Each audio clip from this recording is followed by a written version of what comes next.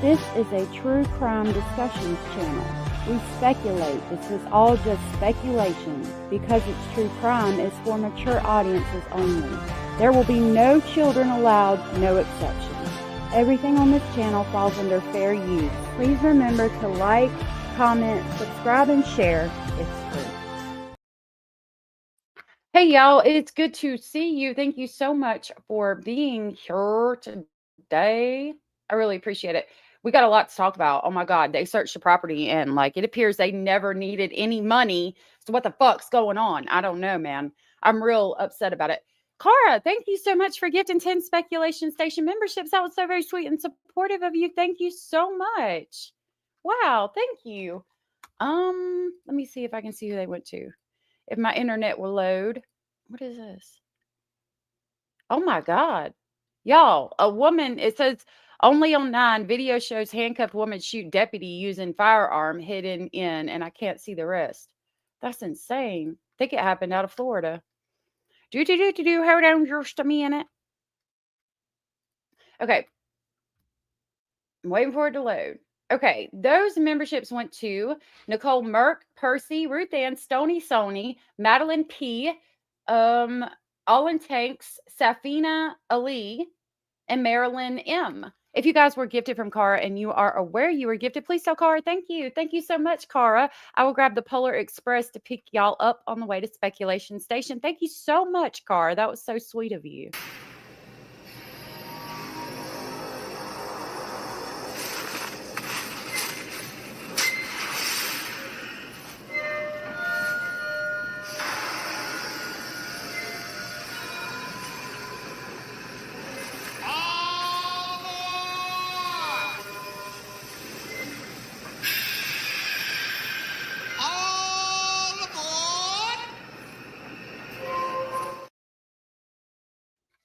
I love that clip. And Curious Christine has been a member for 10 months. Curious Christine said, thank you for 10 months. Thank you for 10 months. That is amazing. Thank you so very much for the continued support. I really appreciate it. You're so pretty. Thank you so much, Curious Christine, for the support, for the continued support for 10 months. And thank you for 10 months. We got a YouTube baby that's a month old. Amazing. Thank you so much, my loves. Car said, you are all very welcome, and it picked up actual chatters. I know, right? Usually it doesn't, which is amazing. Ruth Ann just shared her membership for 14 months and said, thank you. Thank you, Ruth Ann, and you're so pretty too. Y'all are all so beautiful. Thank you so much, Ruth Ann, for your continued support for 14 whole entire daggone months. That's a lot. Thank you so much. I really Amazing. appreciate you. Anders, good to see you. Ruth Ann, as always, and Curious Christine, good to see y'all. Hannah, Paranormal Rooster, good to see you. I hope it's a good Friday for you. I hope you're doing good. Hope you're doing good. Hannah UK, thank you for being here. Good to see you, my love. Thank you to my mods. Y'all are amazing. Shelby, it's good to see you, my love. Parabola, good to see you. Crochet Queen, good to see you. I've been doing some wood burning lately, but I'm hoping to get back to my crochet. I was going to show y'all, but I don't think I have it right here. Southern Cats, good to see you. Angela, good to see you. Thank you for being here. You guys are so amazing. Thank you. Thank you so much for hanging out with me today. I really appreciate it.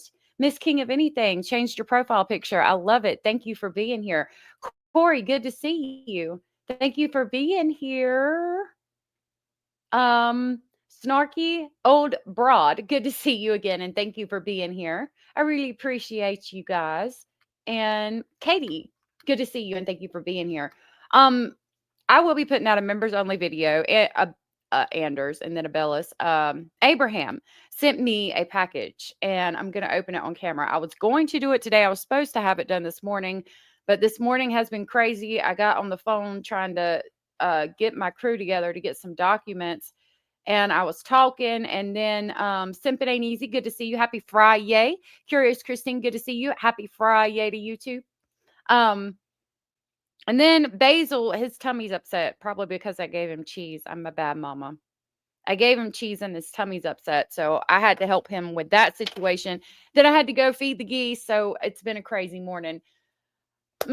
Also, Mr. Speculating is going, he's going back to North Carolina to pick up some things today. He's leaving this afternoon. So if y'all would, I don't know if y'all pray, but I'm a little concerned. Him and his brother are going to try to basically drive it straight through there and back.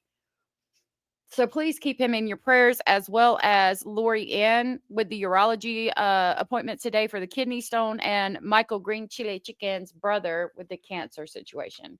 Keep Paranormal Rooster in your prayers as well, and Cara. Thank you guys. I really appreciate it.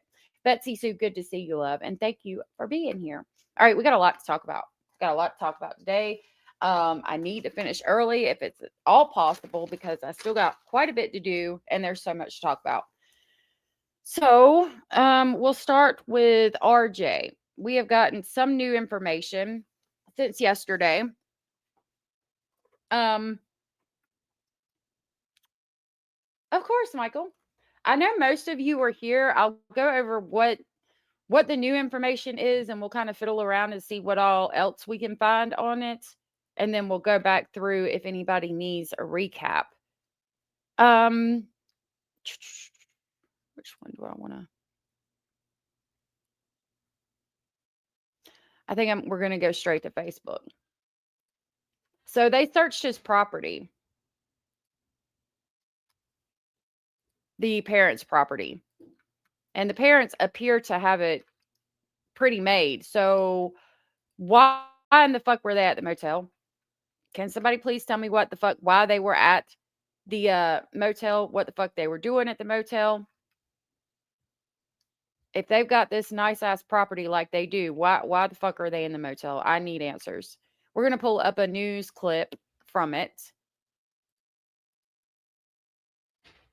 I knew there'd be one. And we'll not go to Facebook just yet, but I think I want y'all to see this property. And now to the urgent search. It continues this morning for missing 12-year-old Ryan Davis, who also goes by RJ. Yeah, today marks 1 week since he was last seen, and now the community is coming together to help search. KOCO's Jordan Ryan, she joins us with the latest from authorities and the plans for tonight. Hey, Karen. Happening right now, volunteers are gathering in Chickasha trying to locate missing 12-year-old Ryan Davis. He also goes by RJ. OSBI says they are still searching for him. He has not been found.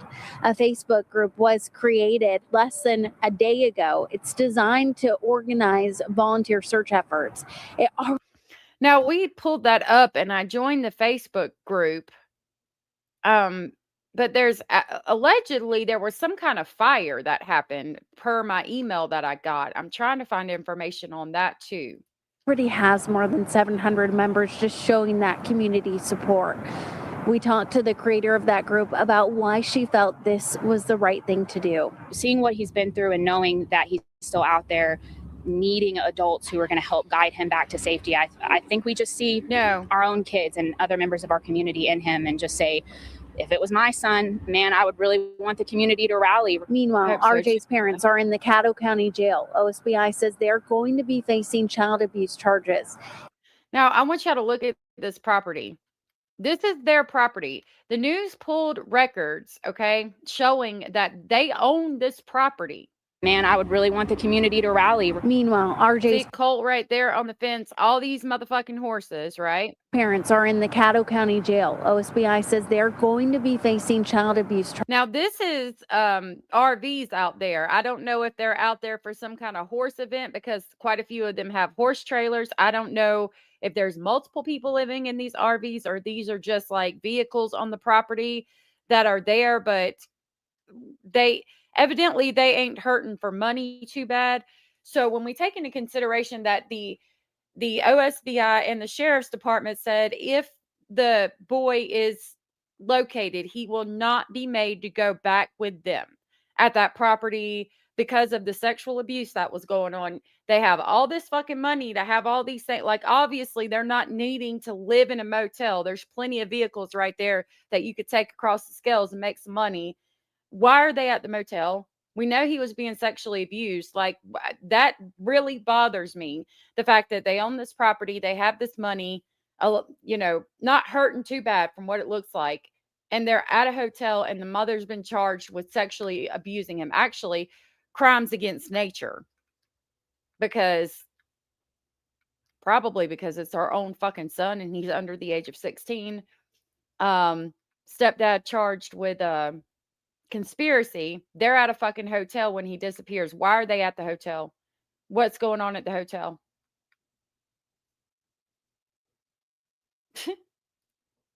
I have one, a little one right there, not the one down here. I feel like I'd look like a bull. My face right now is one of flabbergasted seeing this property and knowing they were living in a motel. What? Yeah, what the fuck's going on? Because of the sexual abuse that they're being charged with, what the fuck's going on at the hotel? I don't know, Southern Cats. I fucking hope not. But you have to ask, right? Because it doesn't make sense. You have, God Almighty, you got 2 RVs right there. Like, why are you living in a motel? There's plenty of opportunity on that property right there to make money to pay your bills or whatever you need to do for at least about 2 or 3 months. That gives you time to get a job. And that's not even including all the horses. What the fuck's going on? This is not good at all. Yes, this was the sexual abuse case of RJ missing. I haven't seen a picture of the house. We have seen the RVs, which they could be living in an RV, and then the property. There's trucks up here, there's sheds, there's horses. I haven't seen a house, to be fair, but there's plenty of opportunity. I mean, they could stay in the RV. I lived in an RV for quite some time. It's better than a motel. Why are they at the motel? I don't know. You're looking at the boat? What the fuck's going on here? I'm willing to think there's some sort of sexual aspect as to the reason they're at the hotel. That's what I'm wondering. Carr said, in my honest opinion, if they were at the motel hearing smeck sounds is normal, and they could probably get away with it easier than if they were living in an RV on the property with others around, just speculating. God, I fucking hope not. Lord Jesus, I hope not. If money is not their problem, why are they doing that? If you can buy all those 5-wheelers and shit, you could have bought a modular home. Yep. Those pull behinds, those horses, there's 30 or 40 horses there. And then the sexual abuse, I do not like this shit at all. Allegedly, from what I've been emailed, there was some type of fire shortly after he disappeared. What the fuck is going on? Child abuse charges. If RJ is found, authorities have made it clear he would not be returning to the custody of his parents. Authorities did search several properties connected to the boy's parents, but several properties, several connected to the parents. Where did the money come from to buy the properties is the question I also have to ask. Cindy from sunny South Florida said, please twinkle, twinkle to that thumbs up, baby. Twinkle, twinkle, baby. Come on, players, stop hating. Stop hating. Start participating. Start participating, star. Come on, twinkle, twinkle, baby. Twinkle, twinkle. Twinkle, twinkle, baby. Something stinks like horse shit in this case. I think the sheriff's department thinks that somebody has him or is hiding him or he himself is hiding, because they wanted to make it very clear that he would not be returning to the custody of his parents, who are charged with crimes against nature and conspiracy. A fire after a disappearance is never good. I haven't found validation on that, but that's what the rumor is. Specifically, evidently, there was a huge ass fire out there at a park with a lake right after he went missing, and they're thinking the parents may have set the fire to cover up the homicide. Allegedly. I haven't found proof of that yet. Still looking. we haven't heard any updates. Yesterday, authorities did search several properties connected to the Coles. That's the stepfather and biological mother of RJ. So far, we haven't heard any updates. At OSBI headquarters, Jordan Ryan, KUCO 5 News. And as the search for RJ continues, the community is holding a candlelight vigil tonight at 7. It'll take place at the Chickasha Leg Lamp. So if you do plan on attending, you're asked to bring your own candles. Do y'all remember yesterday? Hold on a minute. Do y'all remember the parents' interviews? We're going to pull those back up and go over them real quick. Hold on just a minute. Oh, and evidently there's another Ed Gaines, by the way.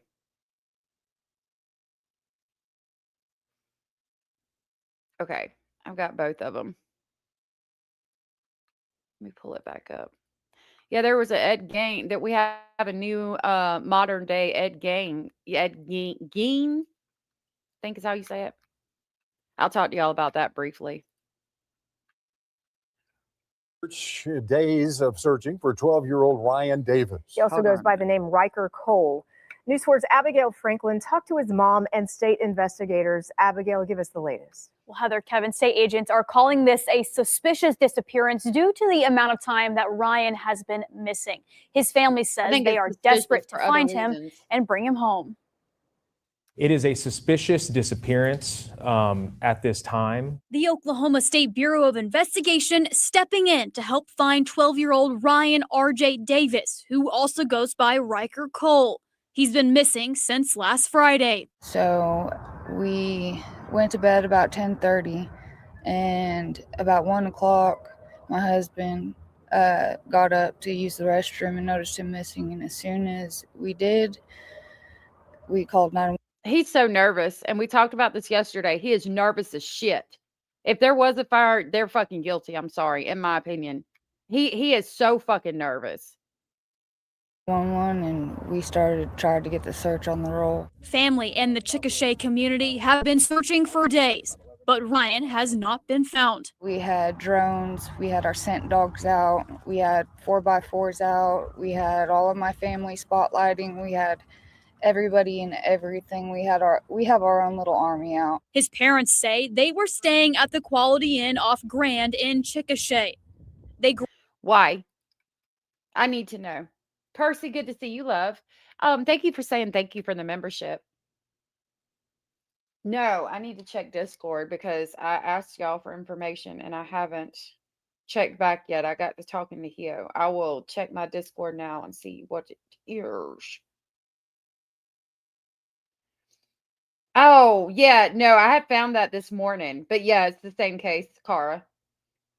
I found it when I was taking Mr. Speculating to work. Paranormal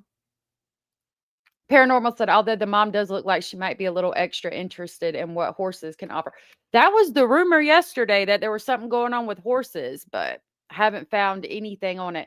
Somebody said that the biological dad did say something on Facebook, but I haven't found it. As soon as we go through the interviews with the parents, we're going to check Facebook and see what we can find from people in that area.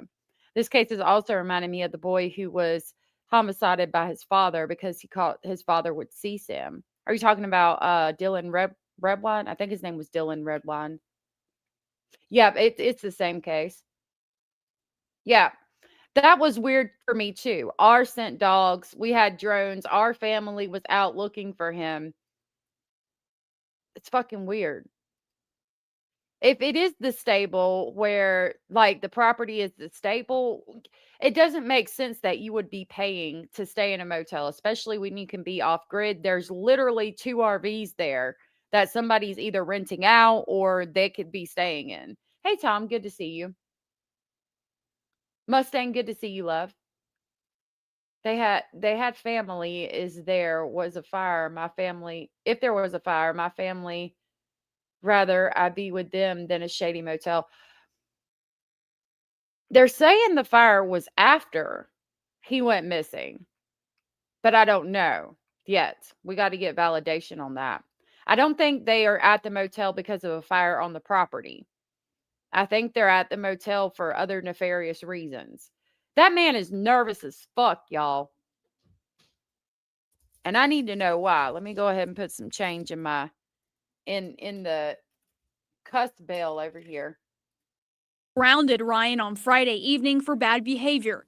Then he ran away. He had a sighting by a state trooper at 11:45 Friday night. We had another one last night up near our house near Lake Birchie, and it was next to the fire department at Pioneer School. Kim says this is not. They are also searching that area. And I found this last night right here. During a briefing about the search on Thursday, investigators say search teams are combing rural areas of Grady and Caddo counties, including areas near Highway 92 and Lake Birchie. While tips have come in, none have led to locating RJ so far. And then they point out that they were saying that he was very clearly not in a safe environment for the child. And they stressed that he would not be returned home. All we want is to lay eyes on him, give him the medical care he needs physically and emotionally, is what the sheriff said. So I think they think he's with a family member or something, or somebody's hiding him. This is not the only time he has done this. The first time he ran away and ended up at a relative's house. As soon as he ran away, that was the first place we sent the cops. But that relative recently filed a protective order against them on Monday for alleged stalking, harassment, and domestic abuse. So Kimberly is the niece-in-law. This is the aunt on her husband's side, right? Ryan was not. The fact that they filed the charges against the family on Monday is weird for me because he went missing on Friday. If he was being hidden by a family member, I would think that it might be that person, and maybe they're stalking them because of that. I don't know. Maybe they're worried about what he said when he ran away the first time and went there. Something's off about that, and I'm hoping that he's alive and somebody's hiding him, or he's hiding in the woods. I really, really hope that he's not deceased. He has been seen on camera leaving the area of the hotel at 11:21 that night, but he hasn't been seen after that. Everything she just said about the fucking state trooper seeing him, and then him being seen on the camera by the fire station and the school, that's all bullshit. That's not been confirmed. I feel like if he was really with a family member hiding out, that family member would let law enforcement know that they have him, and law enforcement wouldn't be wasting resources looking for him. I would hope so, but when he ran away before, he got put right back in that environment. The family member tried to help him and say, "Hey, look, something's going on. You don't put him back there," and he got put right back with his mom anyway.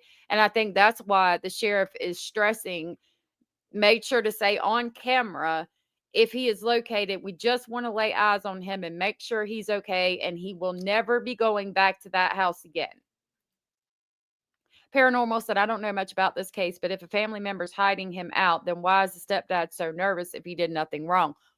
Great question. She's been charged with crimes against nature, which means she was sexually assaulting him or a beast. That's where the horse came in yesterday, but the presser said that they're charged with child abuse and sexual abuse.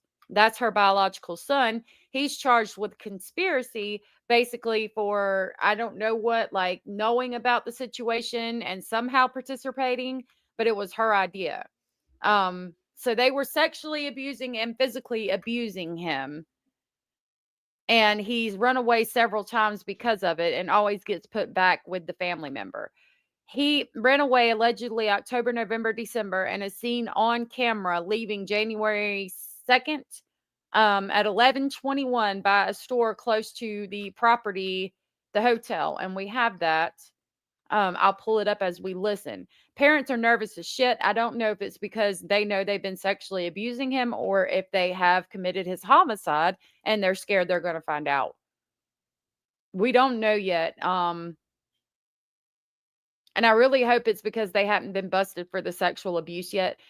They say that they're made aware of the abuse that he endured after conversations with the parents. So I really hope that his mother got an ounce of fucking courage and said, look, we have abused him. We have sexually abused him. We have physically abused him. And he runs away because of that. And I need you to know that so that you can work on finding him. Just please locate him and make sure that he's safe. I'll go to jail. I hope to God that's what happened. I doubt it, but I hope to God. He does look guilty as fuck. Was not named in the documents. We asked OSBI if there's any possibility Ryan could be with this relative. So I can't go into specifics of during this investigation who we've actually made specific contact with, where we've gone, where we're going to search, but I can say that everything you're bringing up that we have followed up with. As this investigation continues, the number one priority for us is to find this child. Ryan's family is hoping that will happen quickly. It's not good. It's scary. It's not good. Like, I really feel like that's a Freudian slip. She does appear to start crying in this clip. If you look by her sunglasses, you can see the sun reflecting off of a teardrop in her eye. I don't know where my son is. Obviously a very difficult time. I'll back it up. That will happen quickly. It's not good. Watch her eye right here. It's scary. I don't know where my son is.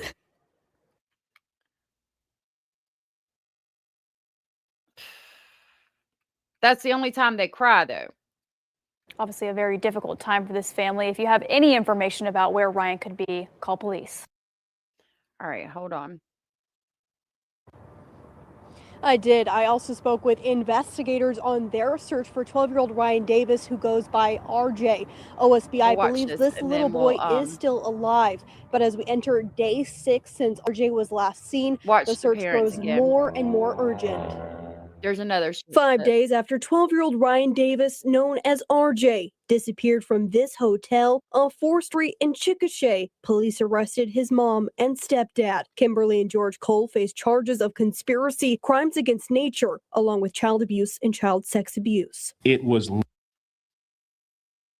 So the child abuse and child sex abuse have not showed up on their charges yet. Let me refresh this, but it just, as of right now, says crimes against nature. There is no child abuse. The only reason we know about that is because they told us that at the press conference, and he has the conspiracy charge. So it's crimes against nature and child abuse and child sexual abuse. Hannah said, in my opinion, the cops suspect the parents did something, so they found something to charge them with while they figure that out. That's the way it usually goes, Hannah. You are absolutely correct. Boom, boom, boom, bop, bam. I really hope that's not the case, but that's how it usually goes. Paranormal said the mom is crying because she's scared they're going to be found out for what really happened, so she's scared for herself, not for her son. That's what I think, 100%. Boom, boom, boom, bop, bam. 100, exactly. That's where I'm at. And at that point, they hadn't been found out about the sexual abuse and the child abuse, and they hadn't had any charges because obviously they were still free and able to speak to the news.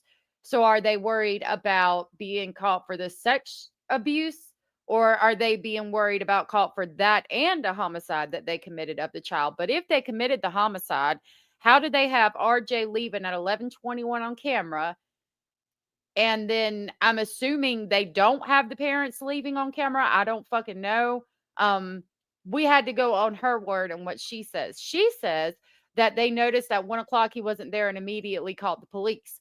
I don't believe her. And the reason I don't is because if he disappeared October, November, December, and she immediately calls the police this time as she's done every other time, because you would assume if she did it this time, she's more than likely done it every other time. CPS would have got involved and probably took the child. So I don't think that she did call 911 when he would run away October, November, December. If she legit did call 911 this time when he ran away, then that makes me feel like it's a setup, because she waited till 1 o'clock.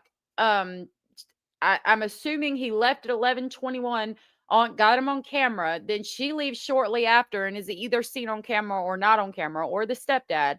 Something happens. They commit a homicide. They go back and allegedly call at 1 a.m. to try to make it look like nothing's wrong. He's run away. We have not just committed a homicide. But if that's the case, how do you commit a homicide in a if he left 11:21, you say, an hour and a half later, she allegedly called 911. If that is the case, you have an hour and a half to commit a homicide and hide a body. How do you do that without the police finding out? Not that, I don't know. I'd have to see all the records. That's just what she says and me speculating. Bond is $400,000 cash. I didn't know they even had a bond right now. Thank you for that information. Edith, good to see you in April and November. Good to see you. Good to see you. Was learned that there was apparent harm done to this child while he was living with these two parents. The boy has not been found. We do believe that he is still alive at this time. In a powerful moment, the Chickasha police chief promised RJ would not return to that home, urging This is really important. And them saying that he's still alive, they feel like that doesn't necessarily mean that, because as a sheriff's officer, if I was a law enforcement person, I would, even if I felt like the parents had done something, I would continue to say, no, this child we feel like is still alive. That way you still have people out there searching for him, because you could be wrong. Maybe the parents didn't do anything and he's alive. We've got, time is getting away from us. The more time people aren't looking. So even if I feel like the parents are guilty as fuck and they probably committed a homicide, I'm going to tell people to keep looking, because I could be wrong and he needs to be found as soon as possible. Hey, Vicky the Leo, good to see you. And thank you for being here, sweetheart. Anyone who knows where RJ is to step forward. Anybody out there listening through media, through social media, through any source can bring him here. I will personally meet with this child.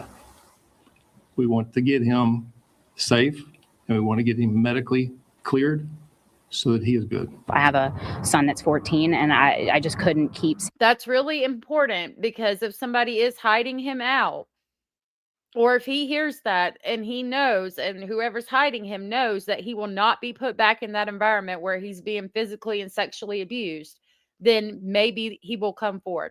This boy, when he disappears, he's wearing a red and black plaid shirt. I don't remember what kind of pants, and motherfucking steel-toed boots. I feel like that boy could probably survive in the woods for a little while.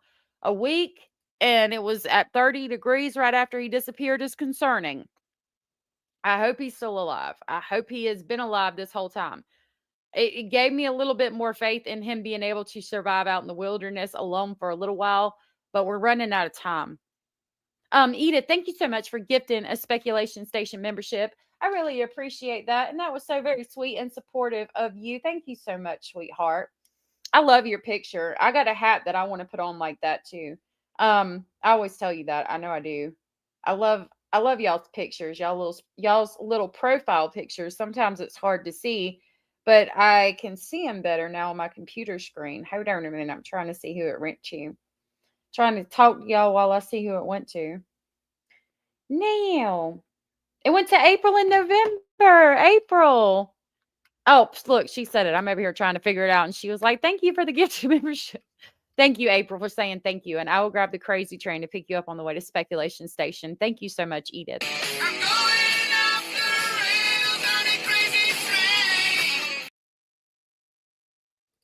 I appreciate that so much. And thank you for saying thank you, April.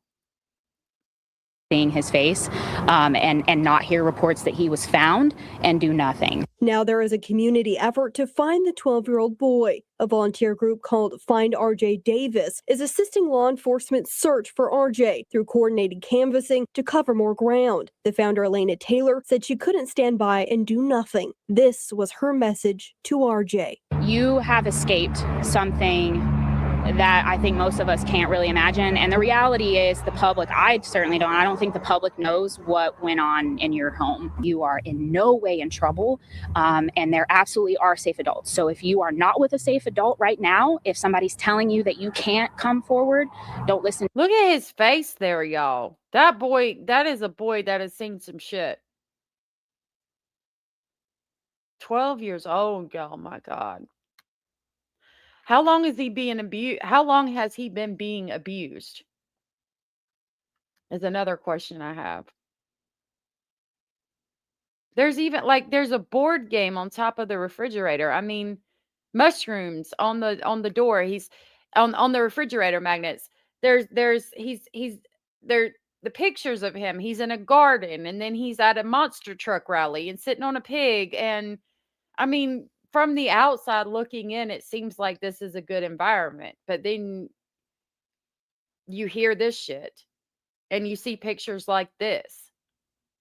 He does. Defeated and sad. Yep. Damn, man. To them. Now, again, RJ was last seen on January 2nd wearing a red and black plaid shirt, dark colored jeans, and brown steel-toed boots. If you have any information, you're asked to call OSBI. We will link to that search group in this story on KOCO.com. Reporting live in Oklahoma City, Kylie Thomas, KOCO 5 News. So this is the area he went missing from. Okay. This is the motel they were staying at. This is East Grand Avenue and 4th Street. He was last seen on a camera from one of these buildings right here, probably the McDonald's if I had to ask. He was last seen at the intersection of East Grand and 4th Street. 4th Street is the one going this way. The one going this way is East Grand. If we go right here, this is the motel that they were staying at. Quality Inn. It's a 2-star hotel. And the rates are $53 a fucking night. We don't know if he was homeschooled, but I'm thinking he might have been, since I've seen the property and there's a farm and there's RVs and things like that. People who have things like that usually homeschool. I'm not trying to be judgmental. In my experience, living in an RV as we did, which I've more recently become more open about. We lived in an RV for a while. And I would not advise it. It was horrible with 4 children. It was nice in the beginning when they were little, but they outgrew it quick. But meeting other people in like at RV sites, and we were campsite hosts at like lakes and stuff. A lot of times when families live in RVs, they are homeschooling their children. Looking at the property and seeing that there's 2 RVs there and there's a farm and things like that, they seem to be kind of off grid, trying to stay away from the government for whatever fucking reason. I would think that he probably was homeschooled, but I don't know. Personally, I haven't heard anything. If I'm speculating, I would say probably. Well, I'm glad that you made the best out of it, and I'm sorry you had to go through that, paranormal. But I'm glad that you made the best of it. I don't know. I don't know where the pictures were taken. Those are just the pictures we have. I'm assuming from his mother's phone. My heart is broken for all these children that are abused. It's about time adults are being held responsible and under arrest. Unlike adults for Summer, Sebastian, and so on, kids don't just disappear.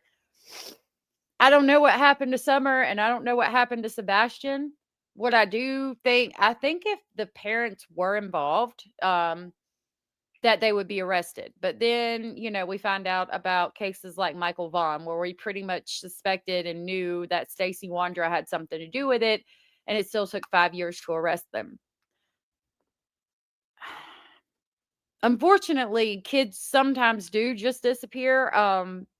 They get trafficked, which is very sad. But these parents are definitely being held accountable. Thank God. Thank God. Because here's the mother with the charge of crime against nature. And here's the stepfather with the charge of conspiracy. And at the presser, they stated that they do both have child abuse and child sex abuse charges against them. I was thinking with all the RVs and stuff, maybe that they would rent out the space for people to put them in the wintertime or when they're not using them. That's a possibility. Some people do that too. But they were, the slide outs were out, which is indicative of somebody being in it and living in it. I wonder if stepdad and mother are talking or have asked for attorneys. I don't know. I'm not saying homeschooling is bad for everyone, just too many abused kids are homeschooled. In my opinion, CPS should make random unannounced checks on those who are homeschooled just as a precaution. It's a hard line. It pisses me off that these parents homeschool because they want to abuse children. I don't necessarily agree with like CPS coming. You got to go by the law, right? And you can't just like have CPS involved because parents are homeschooling. However, there was other signs, like people in the community told the sheriff's department about the abuse the boy was suffering. It seems to me that, like, if a child is being homeschooled and there is abuse going on, there's usually signs, right? Like, they don't let's talk about, like, these families that get on here and show you how to homeschool and show you their environment. Like, you can tell that they're put together. They're renting, or they have a nice place to live, or are in an RV's kept up. They're going places. That's a big thing for us. Going out in the community, going to museums, going to events. The co-ops, the homeschool co-ops are important. If there is a homeschool and the family, you don't see them, like, or hear about them, or see documentation of them, like going to museums or being part of homeschool co-ops and things like that. They're living in a place where there's, like, a broke down, like, it just looks like a fucked up environment. Do you get what I'm saying? Then maybe we should be checking in on that. That's my thought process about that. I think that there should be documentation that if you are homeschooling, since you have the ability to go and take them and do things that they wouldn't do every day at school, there needs to be proof of that. And if it looks sus as fuck, the environment they're in, then yeah, maybe we need to be having some looks. Mariel, good to see you. The only way I can watch this case is with the S family. Well, thank you for being here. It's a very hard one. It's a very hard one. I homeschooled my kids till high school, and it was the best years of our lives. Even my kids agree. I got one that's going into high school, and she wants to go to public school. So we're looking into that. She's ready to go back to public school. And that's another thing. Like, talk to the kids. If they're wanting to go to public school and the parents are not letting them or not even trying, maybe we should be looking at them more too. Yeah, no doubt, Tom. I'd like to school them on a couple of things. So this was the post about the fire. I guess it's people commenting, okay? Now, across the bottom of my screen, you will see that it says, this is speculation, okay? I will give you this example. I have not been to Oklahoma. I'm close to Oklahoma, but I've not been to Oklahoma. I've never been to Chickasha. I do not know anything about this family. I don't know anything about the property. I've only seen pictures on the news, but I right now could go on Facebook and I could say that I'm Chelsea Baxter, for example, and I could say that I went to the Chickasha High School, whatever it be. I could look on Google and say, oh, I graduated from Chickasha High School, and I can make me a profile right now, and I could say I saw both the parents beating the shit out of him and nobody did a fucking thing, and it would be a complete and utter lie. And people would believe me. Okay, so please keep that in mind as I read through these comments. I don't know who these people are. I have not vetted them. I have not looked at their driver's license, and I don't know if they're lying or telling the truth. Some people in the area will get on here and they will see things and they will say things. Some people are just trying to get attention for whatever reason. It brings them happiness. I don't know. So this is all speculation. I do not know if it's true. I have not vetted these people. Hey, Abraham, I wanted you to know that I have not opened it yet because I want to put it on camera. And this morning was crazy. Basil's tummy was upset and I had to feed the geese, and it just, time got away from me. But I told everybody that I will be putting out a video this evening of me opening that. I got to put tape on it so nobody can see the addresses. I'm super excited though. And so I wanted to open it, but I really want to get it on camera, because I feel like I wouldn't be doing justice if I didn't get it on camera. So I wanted you to know that I will be opening this evening and putting it on camera so you guys can see it. And thank you so much for that. That was so sweet. Like, I'm super excited. I know I'm going to love it. Paranormal said, this is just a question, but couldn't a crime of nature also apply to bestiality? Yes, we looked it up. I will pull that up again real quick.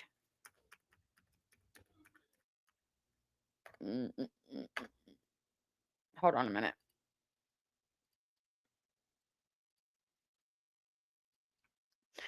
Okay.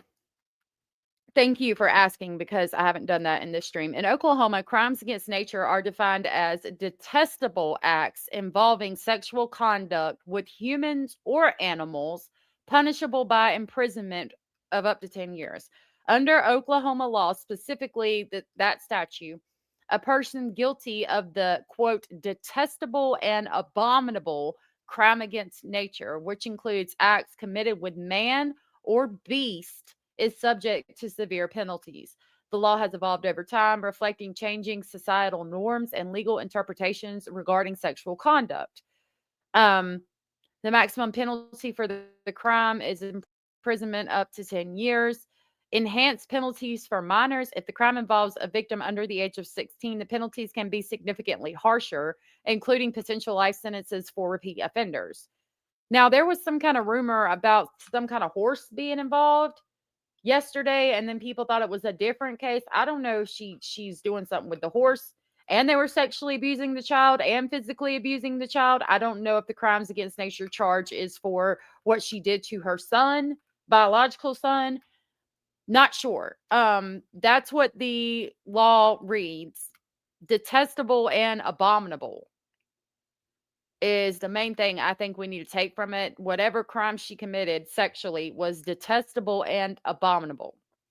And there is an enhanced penalty if it involved the child because he's under the age of 16. And we know that she was sexually abusing him because we heard that per the Oklahoma State Bureau of Investigation at the press conference yesterday. Betsy Sue, yeah, we were talking about it briefly. I don't know what horse case. Some people said they got the cases confused, but sometimes you'll hear shit like that. Like in the very beginning of a case. I love you so much, Abraham. You're so sweet. In the beginning of a case, you'll hear like real fucked up shit like that, and then you won't hear about it again, and then it'll come back up after like charges have been brought and you learn more about the case. Like when it goes to court, it'll be brought up. No, I really want to. Like I'm excited. I'm super excited, and I want to get it on camera. Melody Buzzard, she was part of some type of homeschool, and they went looking for her. Yep. Okay, so let's go back to Facebook. Okay, it says, this is a comment, okay, by Chelsea Baxter, and it says, didn't they see him by Lake Birchie right before there was a huge fire there? Has anyone searched that area? I mean, couldn't they have set the fire as a cover if they disposed of him there, or did I read that wrong? Praying he's returned safely, but it just seemed coincidental that there was a fire in that area right after his sighting. Okay, so Sean Choate said the fire was at someone's house way north of the lake. It was started by a lawnmower nicking a rock, which caused a spark. Not related to any of this. Not trying to dampen anyone's hopes, just letting everybody know. Okay, so there we go. If that is true, then it's explained. It was a lawnmower that started the fire, and it was way north of the lake. But that rumor will spread like wildfire. I think the crimes against nature is for the child essay. It could be a certain act that falls under that. I think the charge caused the confession, probably. Hey, Nene Nut, good to see you. So I think that puts the fire thing to rest. Evidently, if this is true, I don't know. Evidently, the fire was at someone's house way north of the lake. It was started by a lawnmower nicking a rock, which caused the spark. Not related to any of this, is what they're saying. The boy has been seen alive. That's why they're searching specific areas. This is exactly what I meant when I asked in comments sections, why is the boy running away? It's rare that a kid will run away from a loving household. It happens, but rarely. I speak life, safety, and comfort over. Oh, that's a prayer. If I were home, I'd look for him near rivers, creeks, and wooded areas. He's a country boy. If you were being aided by family and friends, they turn him over by now. Too much heat on the media. Yeah.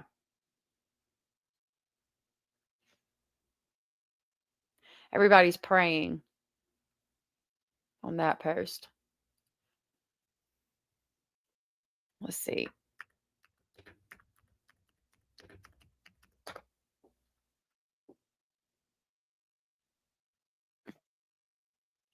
Here's his missing poster. So, endangered missing advisory for an at-risk or missing juvenile. Brian R.J. Davis, who was 12 years old. He is 4 foot 11 inches, weighs 85 pounds, has brown hair and brown eyes. Brian R.J. Davis, also known as Ryker Cole, was last seen in Chickasha, Oklahoma, on foot at 4th Street and East Grand Street near the Quality Inn on January 2nd of 2026 at approximately 11:20 p.m. Last seen wearing a red and black plaid shirt, dark colored jeans, and brown steel-toed boots. If seen, contact 911. And again, just so you know, that is the Quality Inn he was seen at. He was last seen on foot up here by the stoplight. This is 4th Street going this way, and this is East Grand. It says Oklahoma 92, but right there it's East Grand. And then the road going this way is 4th Street. There is the hotel. That is the last area he was known to be verified seen in. So when you hear the mother say that he was seen at 11:45 by a state trooper, and then he was seen on the fire department camera and the elementary school up by their property where they lived at on the horse farm, that has not been verified.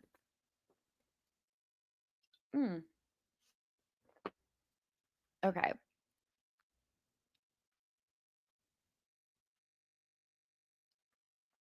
I don't know that we have much more on it. They're saying organized search parties for R.J. Davis. Several volunteer groups are now organizing at different locations to search for him based on information released by investigators. His parents are now in jail, accused of child sex crimes. Investigators believe RJ is alive. If you're wanting to volunteer, I've attached search party locations for today, January 9th search party group. I would like to let you guys know. Somebody asking about the different names. Somebody said that they're putting flyers out. Let's see what this says. Free cup. I think these are areas that they searched, which is the Pioneer School District, maybe.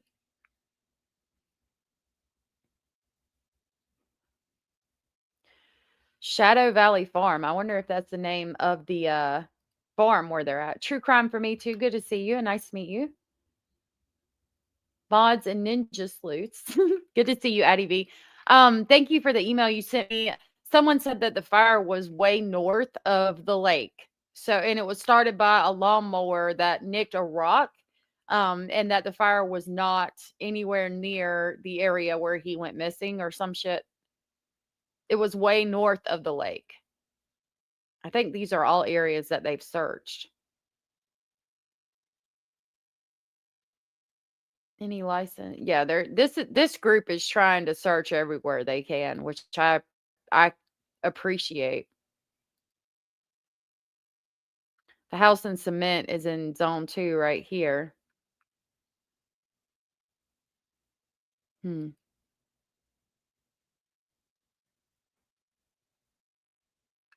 That was for the vigil last night. Let me go back.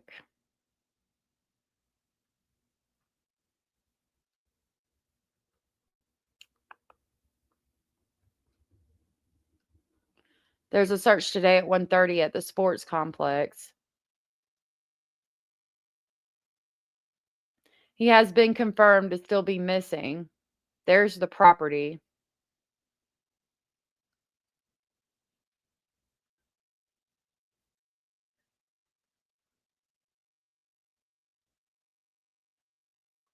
A lot of those are police cars.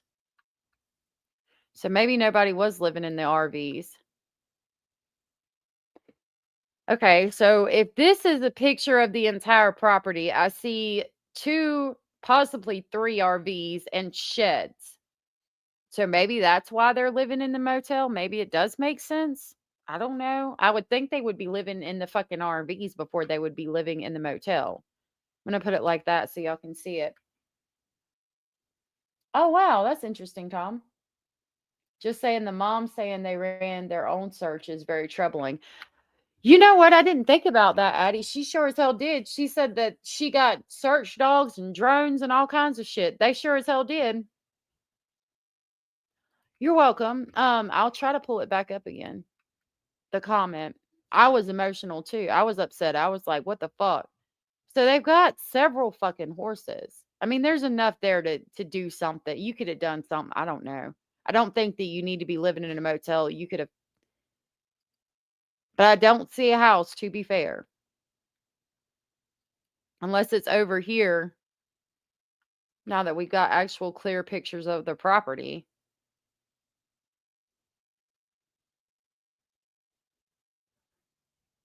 What are we doing with the fucking horses if we don't even have a house? Y'all, I'm at Express Care right now, and someone came in a business suit saying there's footage of RJ heading toward this building, probably the Verizon footage, on the night he went missing. They are looking for footage from here now. Hopefully there's a clue what direction he went after passing the building. Let me go back. Hold on a minute. I'll pull up that thing for you, Addie V, real quick. So again, Chelsea Baxter said, didn't they see him by Lake Birchie right before there was a huge fire there? Has anyone searched that area? I mean, couldn't they have set the fire as a cover if they disposed of him there? Or did I read that wrong? Praying he's returned safely. But it just seemed too coincidental that there was a fire in the area right after his sighting. And then if you click on replies, Sean Choate said the fire was at someone's house way north of the lake. It was started by a lawnmower nicking a rock, which caused a spark. Not related to any of this, not trying to dampen anyone's hopes, just letting everybody know. So if that's true, I tend to believe that.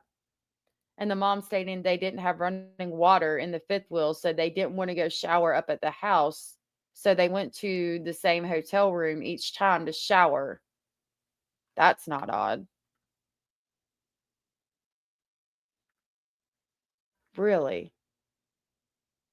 Horses are expensive to maintain. That's why it's fucking weird for me. Like, how are you having horses, but you ain't got a fucking house? Let me put myself back up here. They are. Like, yeah, how are you affording horses and living in a hotel?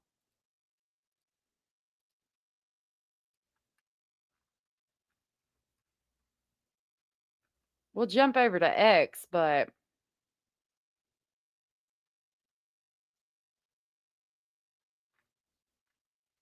I'm not seeing much on it. I mean, we can go through all the comments, but is there not grandparents or anyone else that could question on the possibilities of where he could be or where the parents have put him? A lot of people praying. See, I just read another updated post where he was found alive and being treated for injuries. I'm assuming he was on the property hurt and hidden by the parents since they were arrested. Unbelievable. That's not true. That's why I don't usually fuck around on Facebook. Because then you can make somebody stop looking for him. Because you're saying shit like that.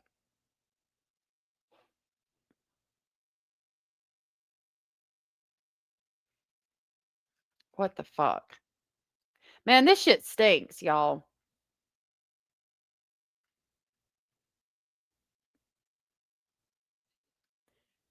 Okay, News 4 did an interview with my son, Ricky Anderholt, over my grandson, RJ.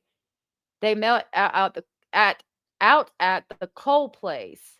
My goodness, I seen them pictures. That was overwhelming. Please watch this evening. Please find my RJ. He has a loving and caring family to come home to. We want him with us. Where is News 4? Ricky Anderholt. Hold up.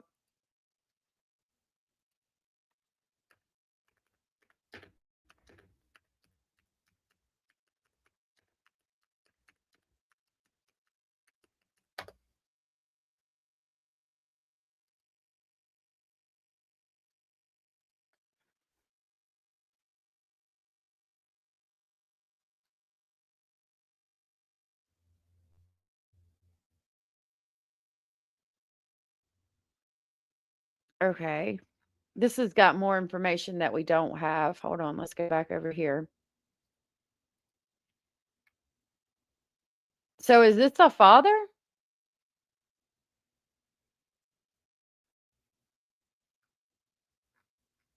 I don't want to necessarily be sharing a bunch of fucking, damn it.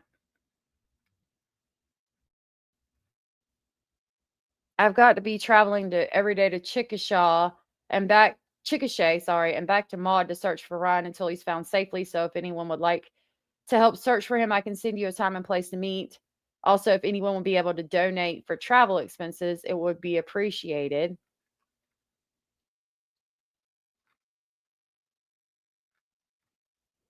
They look similar.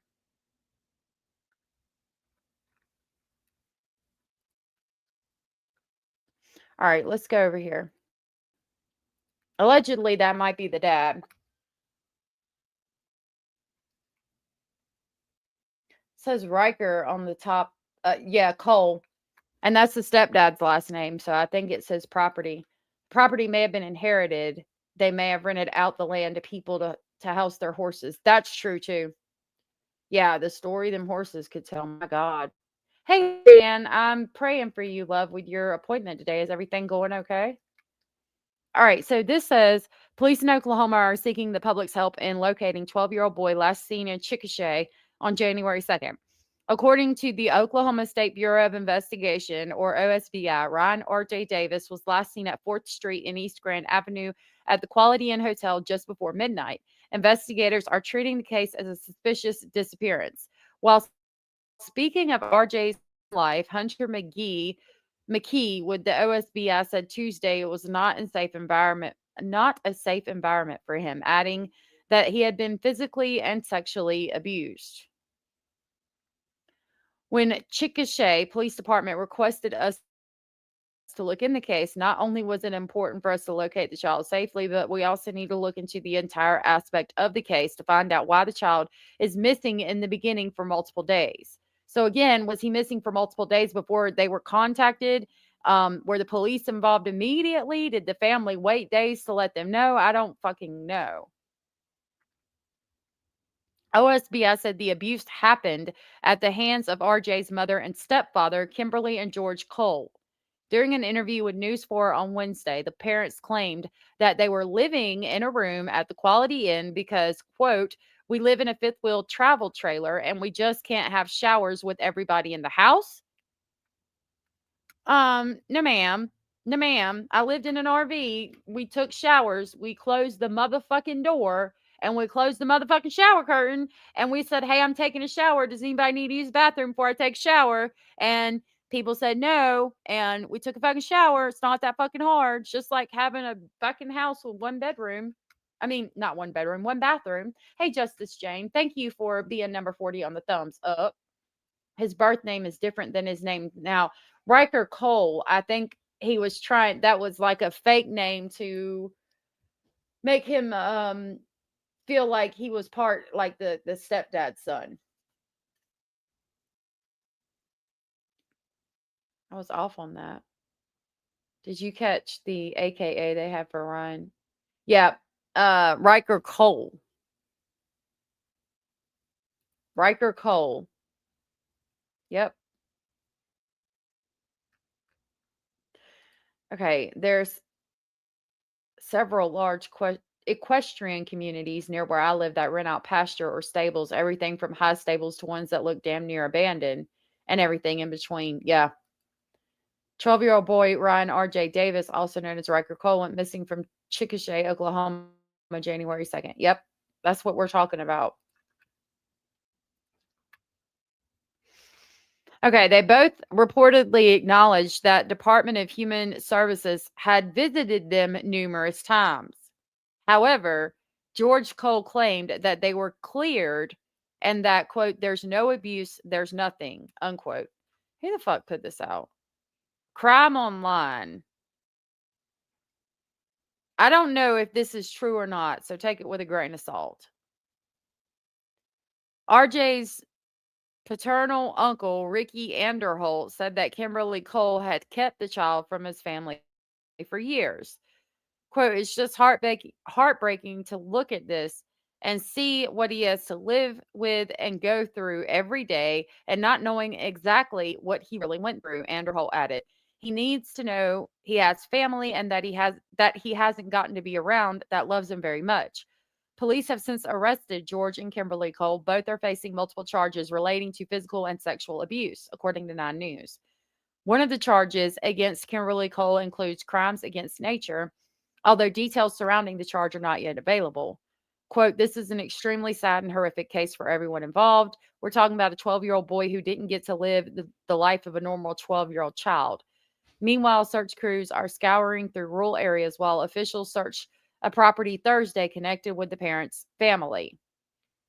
OSBI said the Chickasha Police Department OSBI officials and the Chickasha Police Department said Thursday they feel that RJ is still alive and are investigating multiple leads. He was last seen in dark-colored jeans, a red and black plaid shirt, and brown steel-toed boots. Meanwhile, a family member has obtained a protective order against the suspects. The order filed on January 5th prohibits the Cole couple from making contact with the family. Just trying to see if we have a copy of the actual report.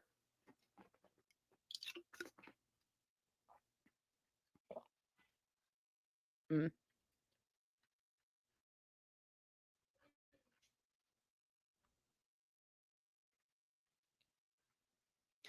The order also required that a suspect refrain from bodily harm, threats, or causing fear against the family member.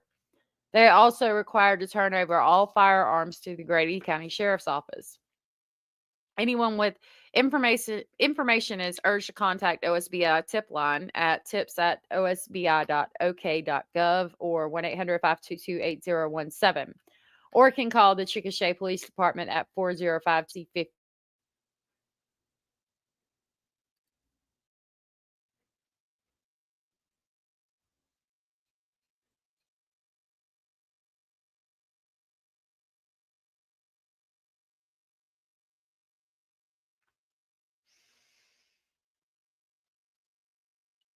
Okay.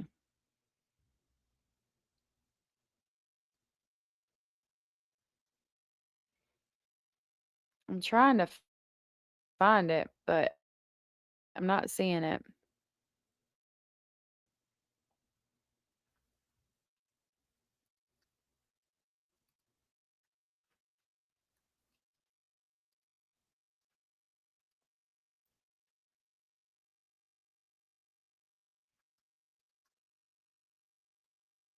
I think it was a stepdad with the mom. Let me try on YouTube. I'm going to close out some of these. I did. I also spoke with investigators on their search for 12-year-old Ryan Davis, who goes by RJ. OSBI believes this little boy is still alive. But as we enter day 6 since RJ was last seen, the search grows more and more urgent. 5 days after 12-year-old Ryan Davis, known as RJ, disappeared from this hotel on 4th Street in Chickasha, police arrested his mom and stepdad. Kimberly and George Cole faced charges of conspiracy, crimes against nature, along with child abuse and child sex abuse. It was learned that there was apparent harm done to this child while he was living with these two parents. The boy has not been found. We do believe that he. Okay. Addie V, thank you so much for gifting 5 Speculation Station memberships. That was so very sweet and supportive of you, and I really appreciate it. Those went to Rise of the Phoenix, Rita WK, Mischief All Around Me. Hello, Mischief. Sammy Bumblebee, and that Alley Icicle Tree. Thank you so much for gifting those memberships. I really greatly appreciate you so very much. If you guys were gifted and you are aware you were gifted, please tell Addie B thank you. Thank you so much, Addie B. I will grab the crazy train to pick y'all up on the way to Speculation Station. Thank you so much, Addie B. That was so very sweet of you.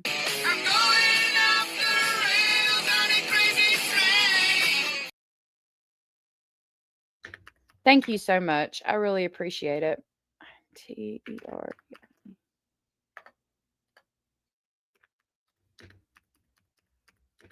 Ricky Anderholt.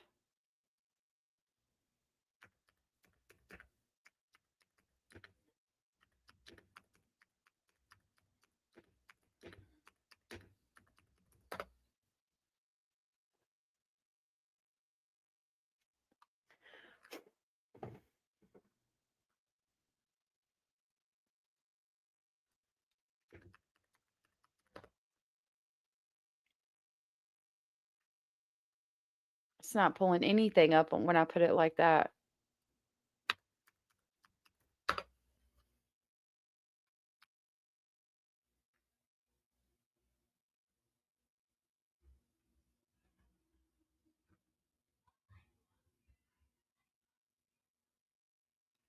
That's not the same thing. Man, there's just not a lot out here on it, and I'm not finding that interview at all. Hey, Kat, good to see you. Oh, thank you, Adivi. You're so sweet. I really appreciate that. Thank you so much. It's good to see you, Kat. I'm on an iPhone, can't turn on my membership thing, but I'm happy for the membership of others. That's so sweet of you. To do it on the iPhone, I think you go to your like internet browser. You have to go through like Google search bar or whatever and go to YouTube that way, and I think you can. You were number 16 on the thumbs up.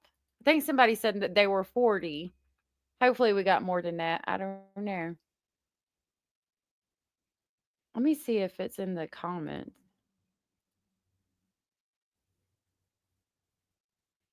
I think people are just praying, which is always good. I wish they had a link to the damn interview. This says, I hope and pray my sweet grandson is found. I'd love to get to know him and have him in my life. Love you, RJ Davis, Ryker. Please help find my grandson.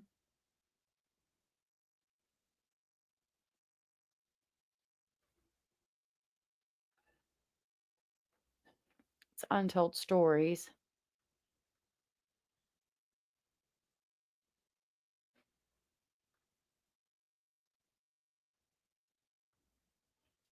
Alert missing. Kenneth Shelton Jr. is also missing. Also seen on the evening of Friday, January 2nd, 2026. She shared a lot of people's missing.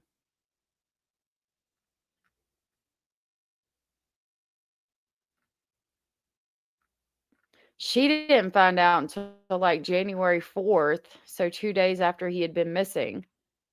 I'm wondering if that's when they reported it. But that tells me they at least reported it. Maybe it took them 2 days to realize he was actually missing this time. But it does tell me that they reported it relatively quickly. Yeah, from what I understand, from what I've read, the family has that side of the family has not been able to get to know him really. They kept that side of the family away, kind of like the Melody Buzzard case. So they want to get to know him and try to help find him. That is suspicious. But it's also suspicious that allegedly it's the uncle that's looking for him. I don't know if that's the dad or the uncle. I'm assuming it's not the dad because the last name is Anderholt.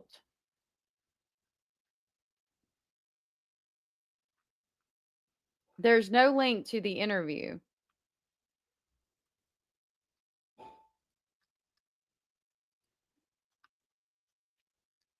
I'm going to try one more thing before we give up on it. Oh, hold on, y'all.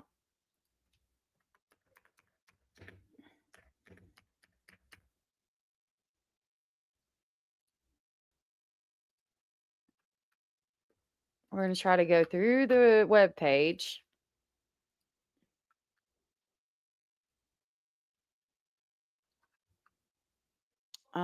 Search.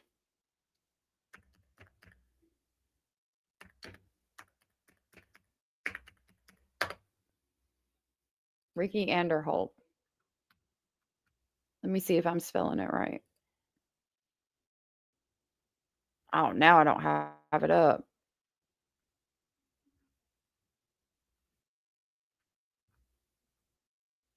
I think I spelled it right, and it's not pulling up anything.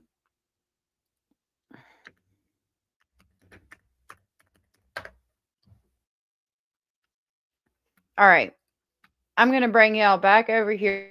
We're going to look at that other short interview with the mother. She comes on the camera for a minute, and then we'll have to move on.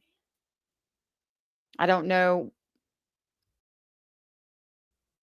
There's not much more on it. Hold on just a minute.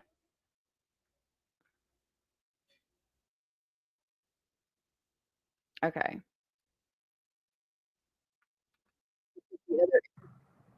Yeah, Evan, that's right. The OSBI officially joining the search for Ryan Davis Jr., and they tell us today this disappearance is now suspicious. When it gets to a point where it's multiple days and we're still not sure where this boy had gone, it's suspicious. Ryan Davis Jr. was last seen near 4th Street and Grand Avenue in Chickasha last Friday. The longer he's gone, Probably, the more law enforcement are stepping up their search for answers. There's a lot of unsolved questions about where he exactly, not only where he is, but why he is missing at this time. The OSBI stepping in on Wednesday to help Chickasha Police Department investigate the suspicious disappearance. When we're talking about a young boy who is missing and has been missing for multiple days, there's not too many resources that you can use. The missing child's mother thankful for the community's support and pleading to see her son. I want to thank everybody that has helped, and anybody that wants to continue to help is needed and wanted. They're not actually crying there. Everybody that has helped, and anybody that wants to continue to help is needed and wanted. And we just want our son back home. We want him back. Law enforcement officials asking for the community's assistance in finding this boy. We are still taking tips. We're taking calls.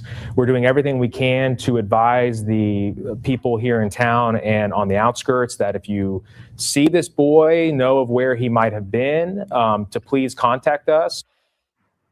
Yeah, we're going to talk about that. The OSBI did tell us today that they do believe that Ryan is still alive and they are still continuing their search for him. Live in Chickasha, Patrick Talbot, KOCO 5 News. So that's what I have as of right now. This is talking about the search at his property. It reads, at about 4 p.m., law enforcement officials were searching a property near County Road 1410 North and County Street 2730. The property was located near the town of Cement.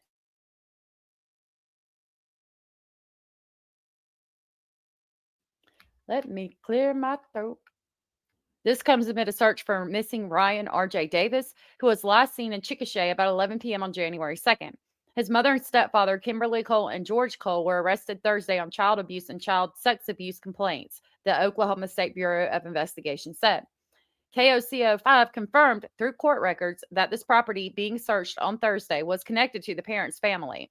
A sign on the property also indicated that it belonged to the Cole family, and that's probably the Cole above the gate to enter the property. Officials were walking through the property, including a grassy field near railroad tracks. During a news conference on Thursday, OSBI officials and the Chickasha Police Department said they believe Davis is still alive and that they are following numerous leads. The Chickasha police chief added that the 12-year-old boy would not be placed back into his parents' care. Anyone with information about Davis' location is asked to call 911 or contact the OSBI tip line at tips@osbi.ok.gov. You can call 1-800-522-8017 or 405-222-6050.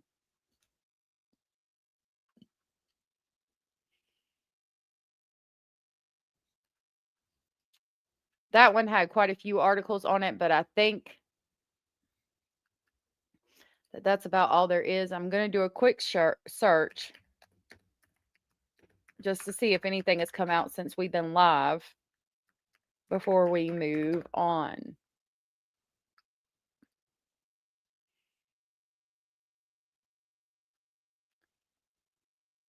This talks about the search widening. A lot of these are 1 day ago. That's the only one that's from 4 hours ago, and it's U.S. Weekly, so it's probably going to be something we've already covered. Search for missing Oklahoma boy widens after his parents were arrested on child abuse charges. Authorities are searching for a missing 12-year-old boy in Chickasha, Oklahoma, after his parents were arrested on child abuse charges. The Oklahoma State Bureau of Investigation announced Thursday, January 8th, that Ryan R.J. Davis was last seen around 11 p.m. on Friday, January 2nd, at 4th Street and East Grand Avenue near the Quality Inn. According to the news, after he was reported missing, the Oklahoma Highway Patrol issued an endangered missing advisory on Tuesday, January 6th. It took them day to issue the endangered missing advisory, not an Amber Alert. And when they alerted that a child was missing, Mrs. North, he was living at the motel because the parents said in the fifth will they could not take showers because there was people in the house. And yeah, that's fucking weird to me. Number one, because they were already sexually abusing him. So for somebody like that, it doesn't seem like it would be out of the realm for them to take showers, heaven forbid, no matter who was there. But number two, I've lived in an RV with 6 people total. And when we took a shower, it's just like having a one bathroom in your house. Normally, what I do anyway is I say, hey, I'm about to take a shower. Does anybody need to use the bathroom? Because I'm going to be in there for a minute. And if somebody needs to use the bathroom, they use the bathroom. If nobody needs to use the bathroom, I shut the door and I take a fucking shower. You can shut the door in an RV and take a fucking shower. Most of the time in an RV, the one place you'll always have a door is the fucking bathroom. So that's fucking weird for me. I'm fearing the worst too. I hope to God he's just outside somewhere or his family's hiding him, because evidently, allegedly, always be put back with those people, his parents who are abusing him. I hope to God he's just run away and is not coming out, or the family has him and hasn't turned him over, but it's not looking. The following day, OSBI officials announced that they had joined the investigation amid the search for Davis. On Wednesday, January 7th, Davis's parents, George Cole and Kimberly Cole, were arrested and booked into the Caddo County Jail. Both George and Kimberly were charged with child abuse, child sex abuse, according to OSBI officials. It is not currently clear if either George or Kimberly have entered pleas or obtained legal representation following in the wake of their arrest. I know somebody asked me that a minute ago. So as of right now, we don't know if they've obtained legal representation. I will tell you that I have been on the phone with people in that county trying to get the arrest affidavits. They do not want to give them out. They told me that I would more than likely have to come in person to get them. And if I did, that they would more than likely be sealed anyway. So I would be wasting my time. They want to seal those records. So I don't know that we'll get those. Rita, thank you for saying thank you, sweetheart. And it's good to see you. I don't know if I said hey to you yet. She's such a grifter inside the prison. Who? Who y'all talking about?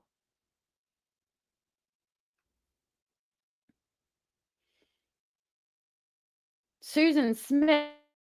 Oh, yeah. That bitch. No Southern cats, but I try. Usually somebody still come in and is like, you got the shower curtain pulled shut because I got to use the bathroom. But I try.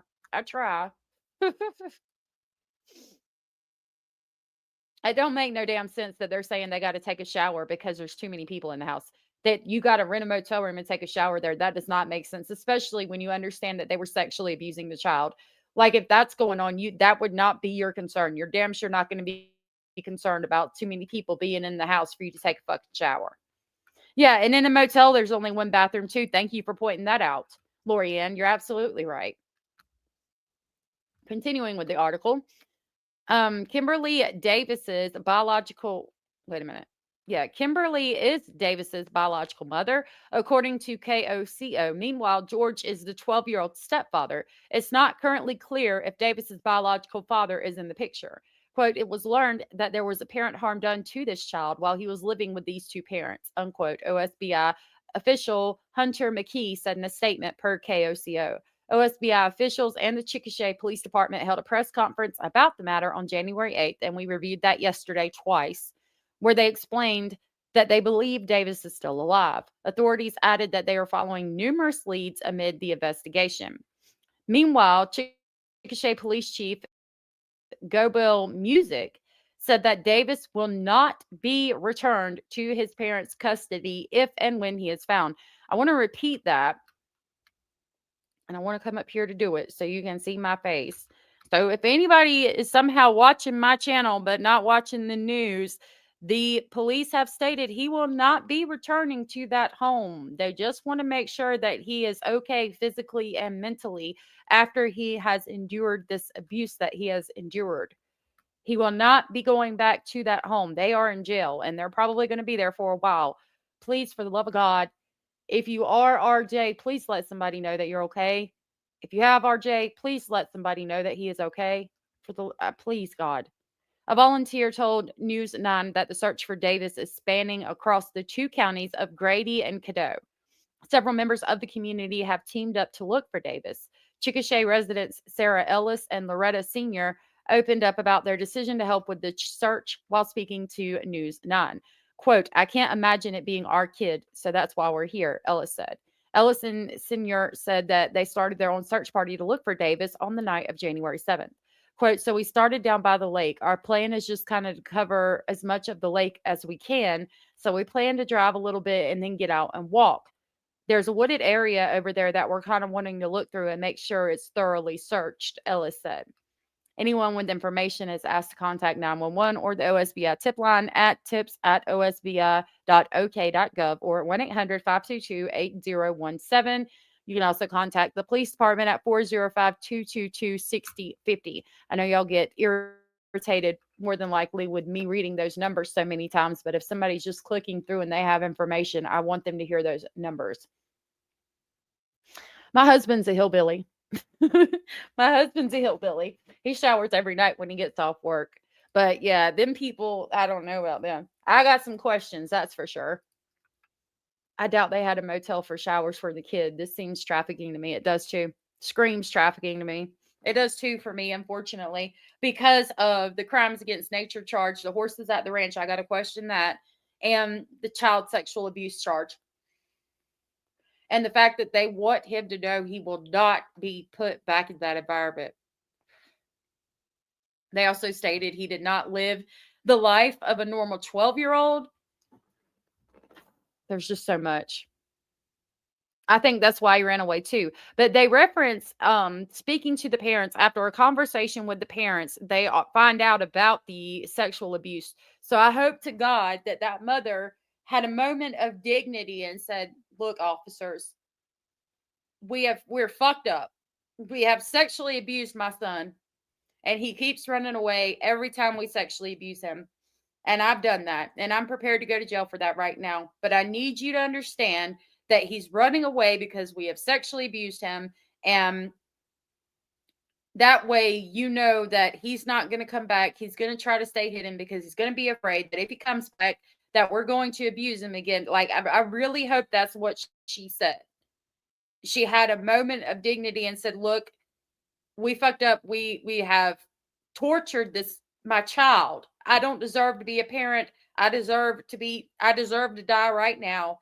Lock me up, but find my child. Make sure he's safe. I fucking hope that's what happened. I don't know.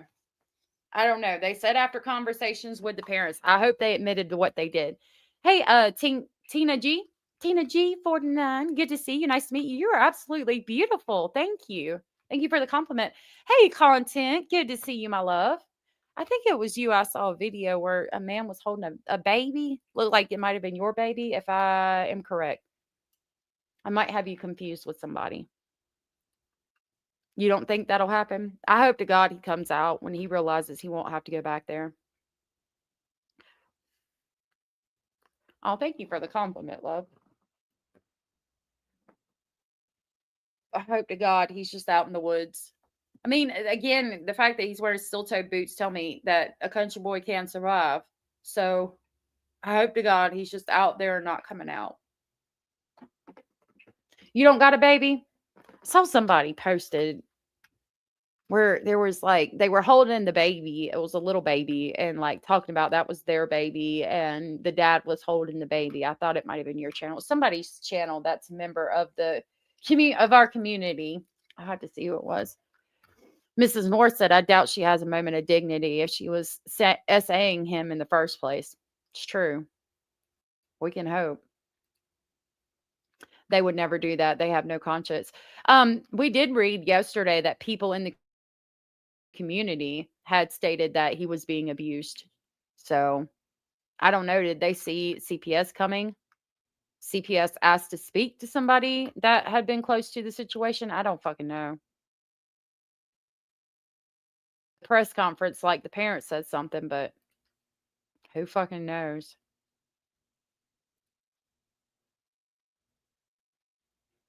That's a lot of area to cover.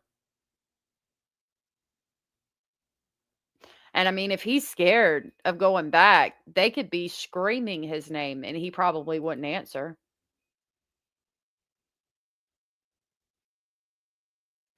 Oh, yeah, of course, love. I hope you're having a good day.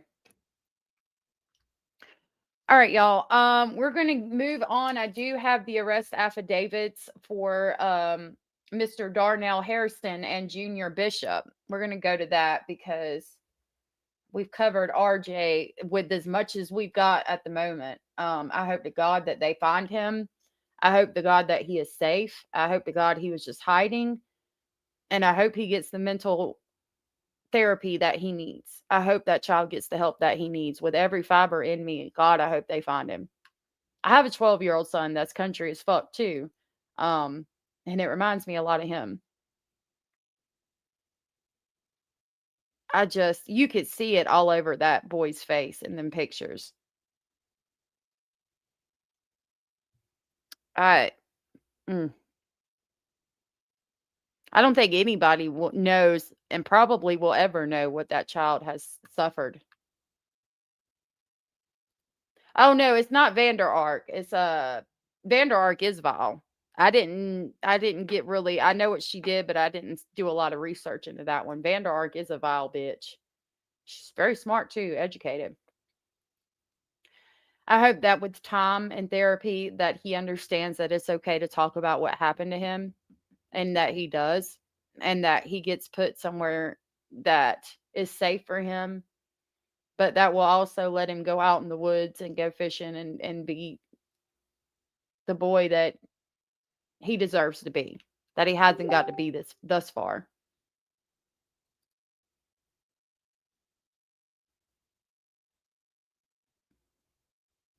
Oh, you're okay.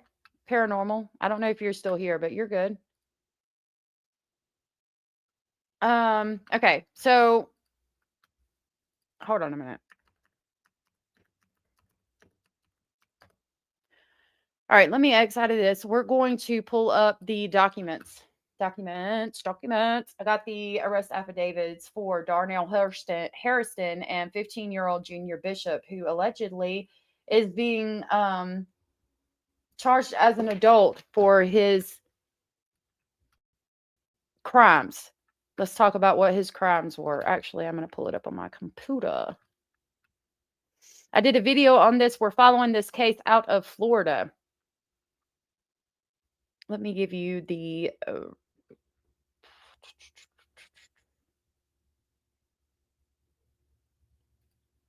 don't think that's the video. Let me see. Hold on just a minute. This is it. Okay, I'm going to play the body cam video just to remind you guys of this case, and then we'll read the arrest affidavits. So far, we had the news release that talked about see something, say something.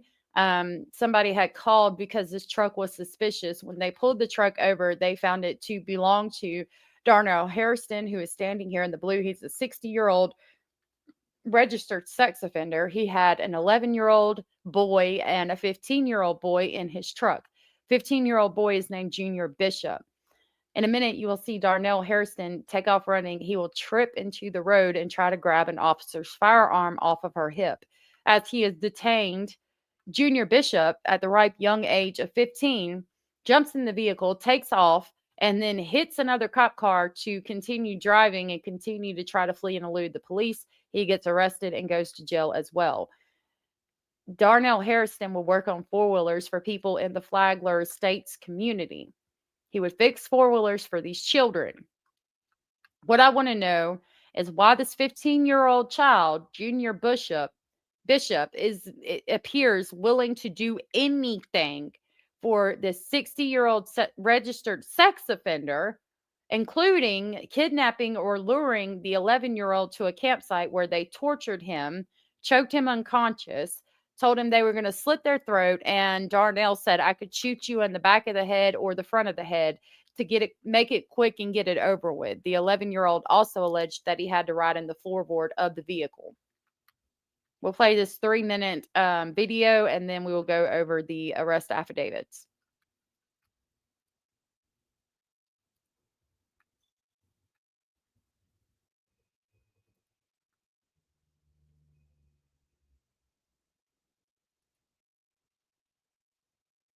Oh my God.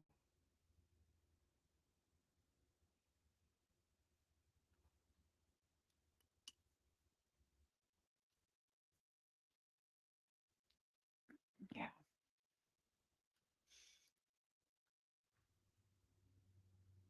Oh yeah, this case is crazy. No, not yet.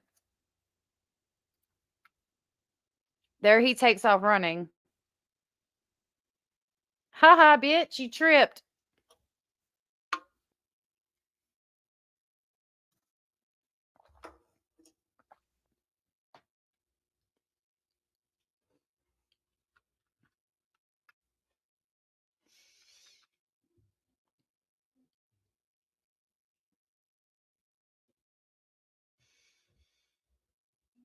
I think so too. I really do. It bothers me he's being charged as an adult.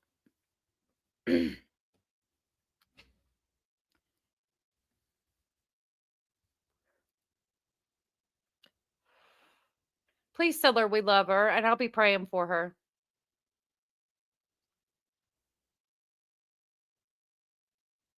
Yep.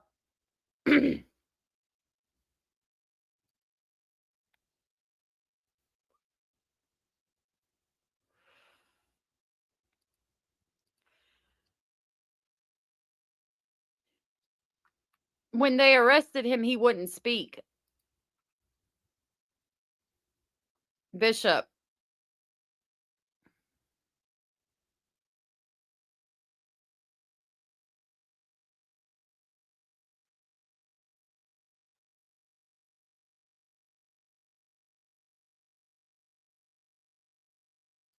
That's aggravated assault on a law enforcement officer.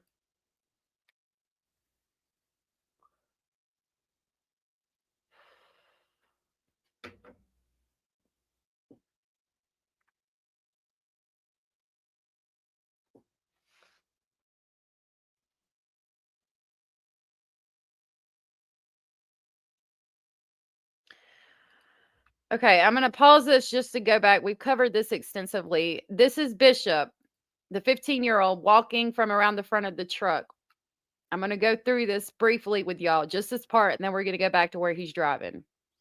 They bring him around. He's not handcuffed. You can see he's got his arms crossed. He drops his hands. He's not handcuffed. He's watching Darnell run, paying attention, and realizes that he could get in the vehicle and take off. And that's what he does. Now we're going to go back to where this is after they've got him detained and he's sitting there. You can see I paused it to where he did try to grab the officer's gun. Now this is Bishop, the 15-year-old driving this truck.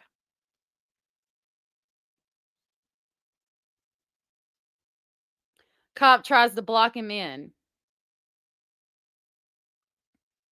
15-year-old boy goes around him and tries to knock that cop into the ditch so he can continue to flee and elude, but he fucks up and hits the tree line and flips the truck. If you watch, the truck's right here, goes right there and flips, and the tree falls over. And then they detain Junior Bishop. Why is that child trained to go like that? And how long has he been with the 60-year-old registered sex offender? And what has he endured at the hands of the sex offender to the extent that he's willing to jump in a vehicle, take off, lure the 11-year-old so they could torture him? Because in a Snapchat group, the 11-year-old had talked about Darnell being a registered sex offender, and that he was hurting children, allegedly, is basically what it broke down to. They accused him of being a sex offender. So 15-year-old Junior Bishop, in the same Snapchat group, lured the 11-year-old to a campsite or a wooded area in the Flagler Estates property or subdivision, whatever. The 11-year-old's not reported missing for 2 days. During those 2 days, he is tortured, tied up, hogtied. I can give you the news release. We'll just go over that. That'll tell you everything I'm talking about, and then we'll do the arrest warrants. Might not have the news release. Let me see. Yeah, here's the news release. So quickly, I'll read through this just in case you do not know the case, and then we'll go over the arrest affidavits. The affidavits are going to be watermarked because I had to submit a FOIA to get them, but you can get them without the watermark on my Patreon if you want to cover the case.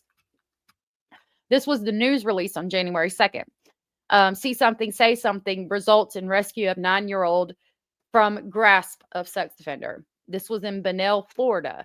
Following an extensive investigation led by the Flagler County Sheriff's Office Major Case Unit, additional charges have been added, including kidnapping and child abuse, against Darnell Harristonand, a registered sex offender who was found traveling in a vehicle with a juvenile who had previously been reported missing. Deputies rescued the missing juvenile following a traffic stop on December 31st of 2025 after a caller reported to the Flagler County Emergency Communications Center they had seen Harriston, who they knew to be a sex offender, traveling with 2 juvenile passengers. The caller further told dispatchers they knew one of the juveniles was reported missing in St. Johns County. During the traffic stop, and after deputies had separated Harriston and each of the juveniles, one of the juveniles stated to a deputy that he had been kidnapped. He was not safe, and he believed he would be killed if deputies did not intervene. The 11-year-old victim was clearly traumatized and in fear. The deputy quickly secured the child in the safety of their patrol vehicle and went to detain Harriston, but he tried to flee on foot. Harriston was arrested shortly after resisting an officer with violence and attempting to deprive a law enforcement officer of their firearm. Somebody's talking about me because my nose is itching. Lord have mercy. Following Harriston's arrest, deputies confirmed that the juvenile had been reported missing 3 days earlier, and he was transported to a local hospital for medical treatment. The FCSO Major Crimes Unit responded to interview the child.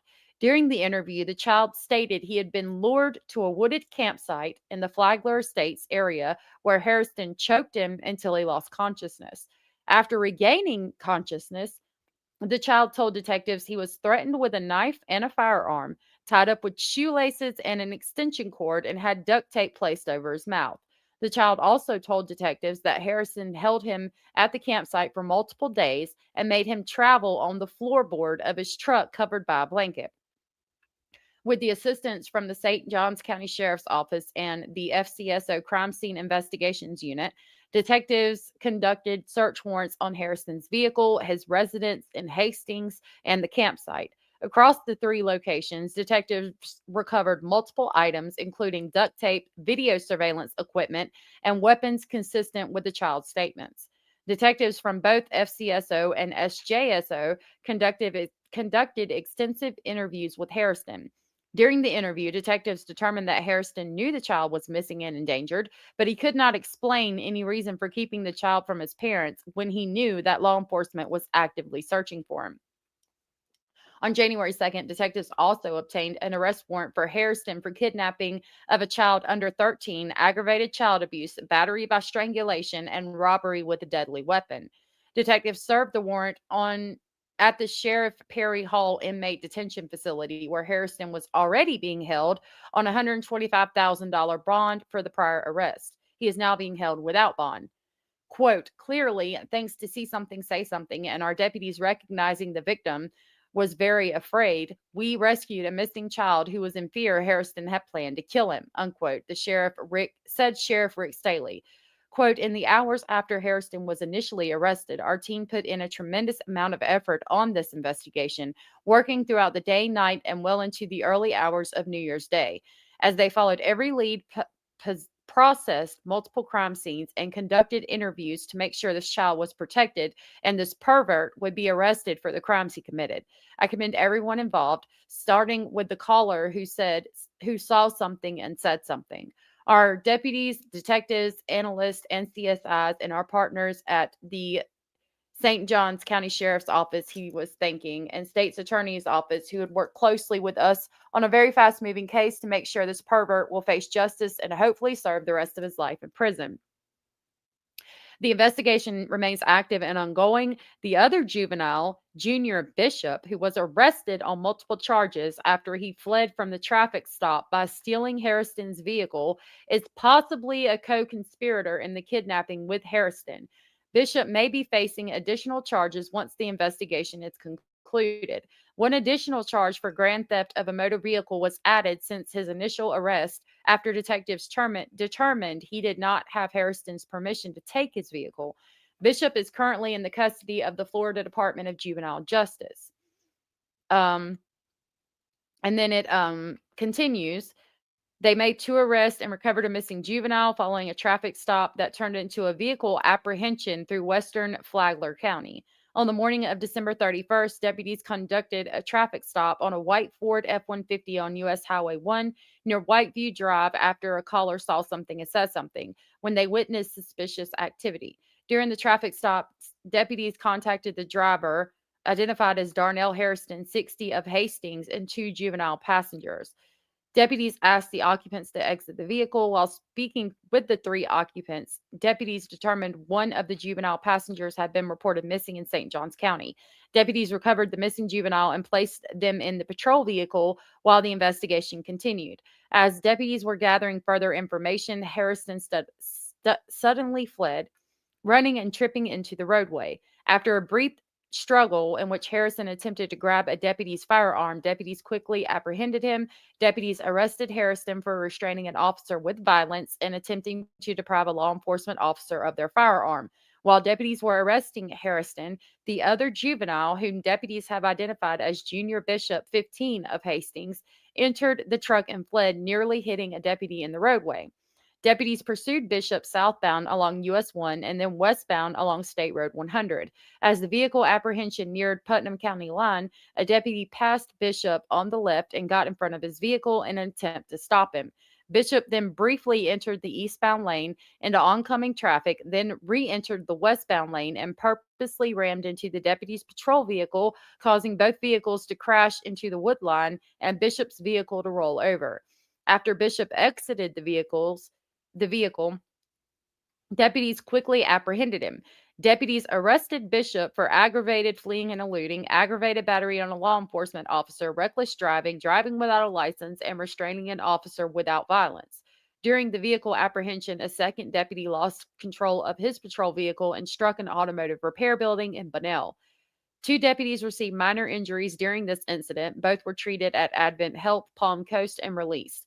Bishop was also evaluated by medical personnel and was not injured. Deputies transported Harrison and Bishop to the Sheriff Perry Hall inmate detention facility, where they are currently being processed. Harrison is being held without bond until first appearance, while Bishop will be turned over to the Florida Department of Juvenile Justice after being booked. Harrison is a registered sex offender and was released from the Florida Department of Corrections in 2009, where he had been serving a 12-year sentence for 3 counts of false imprisonment.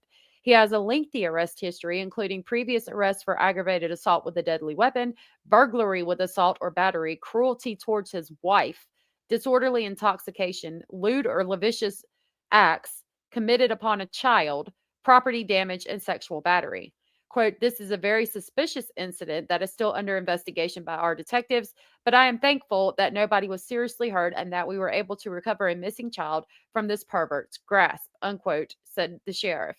I also do not understand why a pervert who was sentenced to 12 years in prison in 2004 was released after only 5 years in 2009. Clearly, he has not learned anything. The investigation is still ongoing, including the relationship between Harriston Bishop and the missing juvenile. Now, it was in a news article that we find out that the 11-year-old has said that the 60-year-old was Chester, okay? And so the 15-year-old then proceeded to lure the 11-year-old, who he was friends with in the Snapchat group, to a wooded area of the Flagler Estates subdivision, where all of the horrible things happened to him. Why did that 15-year-old lure this 11-year-old to this area so that they could torture him? Because he said the 60-year-old sex offender was a sex offender. How long has the 15-year-old been with the 60-year-old registered sex offender? Why is the 15-year-old jumping in the vehicle and ramming cop cars to try to elude or get away from the situation? Was that on, and I'm sure he was thinking it was on behalf of the 60-year-old man. Why wasn't Junior Bishop reported missing? Why is this 15-year-old just chilling with the 60-year-old registered sex offender and nobody gives a shit? Like, there's something very deep and concerning here with this 15-year-old. That 15-year-old was motherfucking trained to go, y'all. And let me tell you something. I've been trained to go before. I won't train to go like that, by God. Why is this 15-year-old trained to go like that by a registered sex offender?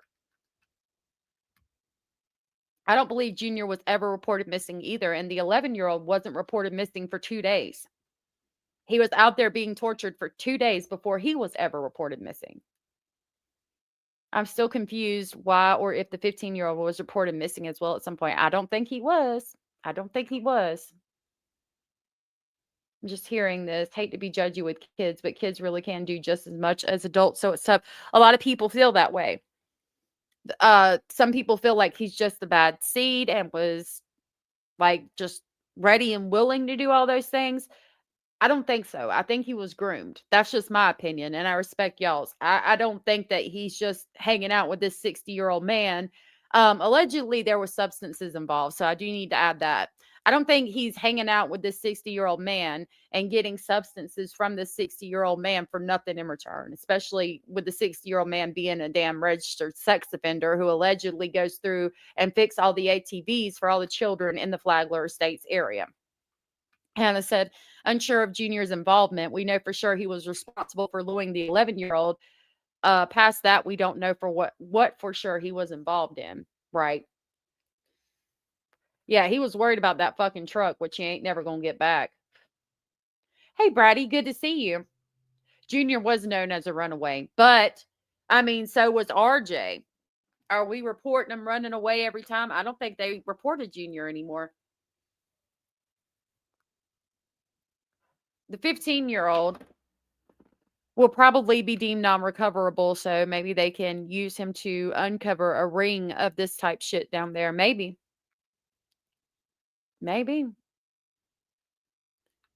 That's on this case says Junior was a known runaway. But even if he was running away, was it because he was fucking groomed? Brandy, good to see you. How long was the 15-year-old with the 60-year-old? He was probably brainwashed, poor kid. That's a great question. That's something I'm trying to figure out. How long was he with them? Cat Reflects, good to see you. I wonder where the parents of the 15-year-old are. While was that child reported missing or allowed to be with the sicko? Great questions. I have no idea. I think he was groomed. I think if he was running away or fucking up in school, doing all the things, it was because he was fucking being abused by the 60-year-old man. That's my thought on that.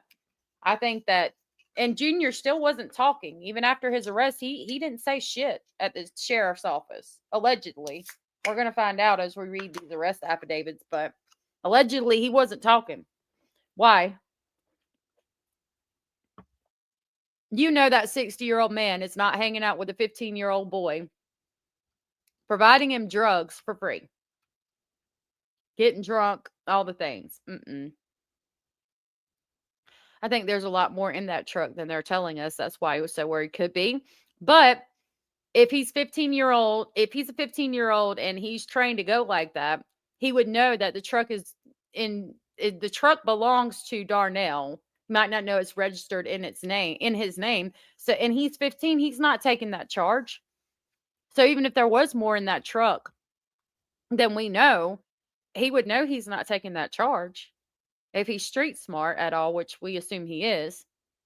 Oh, pictures and videos of other victims in that truck, maybe. But they would have to show Bishop Jr. being involved too. They didn't charge him essaying the 11-year-old boy. No. And that was important. Like, did he not do that to the 11-year-old boy? I don't know. Just the fleeing and assaulting officer car theft. No, yeah, no. Neither one of them were charged with essaying the 11-year-old boy. So I don't know. I don't know what's going on. They say that he did have a bad home life, but it's still, I still have a lot of questions. Maybe the arrest affidavit will answer some of those. So we got two. We'll start with Bish Jr., the 15-year-old. We've got two for Harrison. If you want these not unredacted, without the watermark, you can get them on my Patreon. It says on December 31st, 2025, Deputy Medina was traveling southbound on US Highway 1 at Palm Coast Parkway, where she observed a white Ford pickup truck with a camper topper.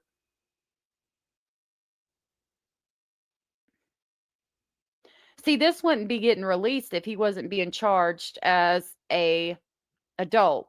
It does say sexual predator, yes or no, and no is marked. Probation, yes is marked. Statement, yes is marked.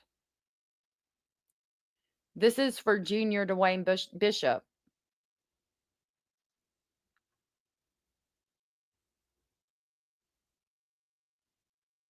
He's arrested at 7:32. Date of birth, y'all. July 14th, 2010. He's 15 fucking years old. We knew that, but that was his date. I just can't stand when I see the date. Oh, they ain't giving me. Oh, they are giving me shit. Okay. I said, can I have anything, even if it's redacted? And so I thought they were just like, yep, here you go. Nothing written there. So it says obstruct without violence. Misdemeanor. He's got misdemeanor. Not violent charges. 3 misdemeanors. Reckless driving in the first offense. Operate a motor vehicle without a valid license. And obstruct without violence. But he's got 6 charges total. All right. Witness victim evidence. Defendant is Junior Dwayne Bishop, and then Darnell Wayne is under him. All right. So this starts up here where I was reading. On December 31st, 2025, Deputy J. Medina was traveling southbound on US Highway 1 at Palm Coast Parkway when she observed a white Ford pickup truck with a camper topper on the back. Deputy Medina was unable to visually observe the license plate characters due to a thick layer of dirt obscuring them. As a result, Deputy Medina initiated a traffic stop. The vehicle stopped just south of Whiteview Parkway on US Highway 1. Upon approaching the vehicle, Deputy Medina stated that the driver, later identified as Darnell Harristonand, rolled down the driver's side window and extended both arms outside the window, followed by placing his head outside the window. Darnell appeared anxious and was unable to remain still, though he was able to answer questions appropriately and provide identification. Deputy Medina advised Darnell the reason for the stop was an obstructed tag, and he advised that he wished to step out of the vehicle and observe his license plate. Additional deputies arrived on the scene of the traffic stop, which was when Deputy Medina continued the investigation. Deputies observed 2 juveniles inside the vehicle as well. The first juvenile, later identified as Junior Bishop, date of birth of July 14, 2010, was hesitant and reluctant to provide any information. Based on the juvenile's demeanor and inconsistent statements, deputies decided to ask both juveniles to step out of the vehicle and to separate all parties to conduct a further investigation. At this time, Deputy Medina observed Deputy Jenkins approaching Darnell in an apparent attempt to secure him. As deputies attempted to secure him, Darnell immediately pulled away and fled on foot southbound on US Highway 1 towards oncoming traffic. As a result of deputies attempting to gain control of Darnell, Jr. immediately ran towards the vehicle and re-entered Darnell's pickup truck through the driver's side door. To be fair, he didn't run. He walked casually, but okay. While deputies were still attempting to gain control of Darnell, Jr. quickly accelerated the truck, almost striking deputies and Darnell, and began traveling southbound on US 1, away from the deputies who were on the ground actively fighting with Darnell. Shortly after, Flagler County Sheriff's Office Deputy Brown located Jr. driving the white pickup truck on State Road 100 West and Garden Lane in Bunnell. Due to the information gathered at the scene of the original traffic stop, Deputy Brown activated his sirens and emergency lights on his agency-marked patrol vehicle. Deputy Brown attempted to conduct a traffic stop on Jr., however, he proceeded to accelerate and flee. A pursuit was subsequently authorized, and Deputy Brown continued to pursue the vehicle being driven by Jr. Jr. was driving the vehicle at a high rate of speed and swerving in and out of oncoming traffic while traveling westbound on State Road 100 West. Deputy Carter assisted Deputy Brown in the pursuit, which was when he attempted to slow Jr. down by driving around him and placing his vehicle in front of Jr. The pursuit itself proceeded for approximately 7.7 miles. Damn, that's a lot. 7.5 miles? Yes, the 15-year-old lured the 11-year-old because the 11-year-old said in a Snapchat group that Darnell, the 60-year-old, is a Chester. And the 15-year-old allegedly lured the 11-year-old away when the 11-year-old made the comment in the Snapchat group that the Darnell was a Chester, and they tortured him and all that shit. I'm wondering, like, if the 11-year-old knows that he's a Chester, he's got to be abusing these children. Like, how would he know that? Why is the 15-year-old trying to get him to shut up about it? Like, it just screams groomed to me. MFW, good to see you.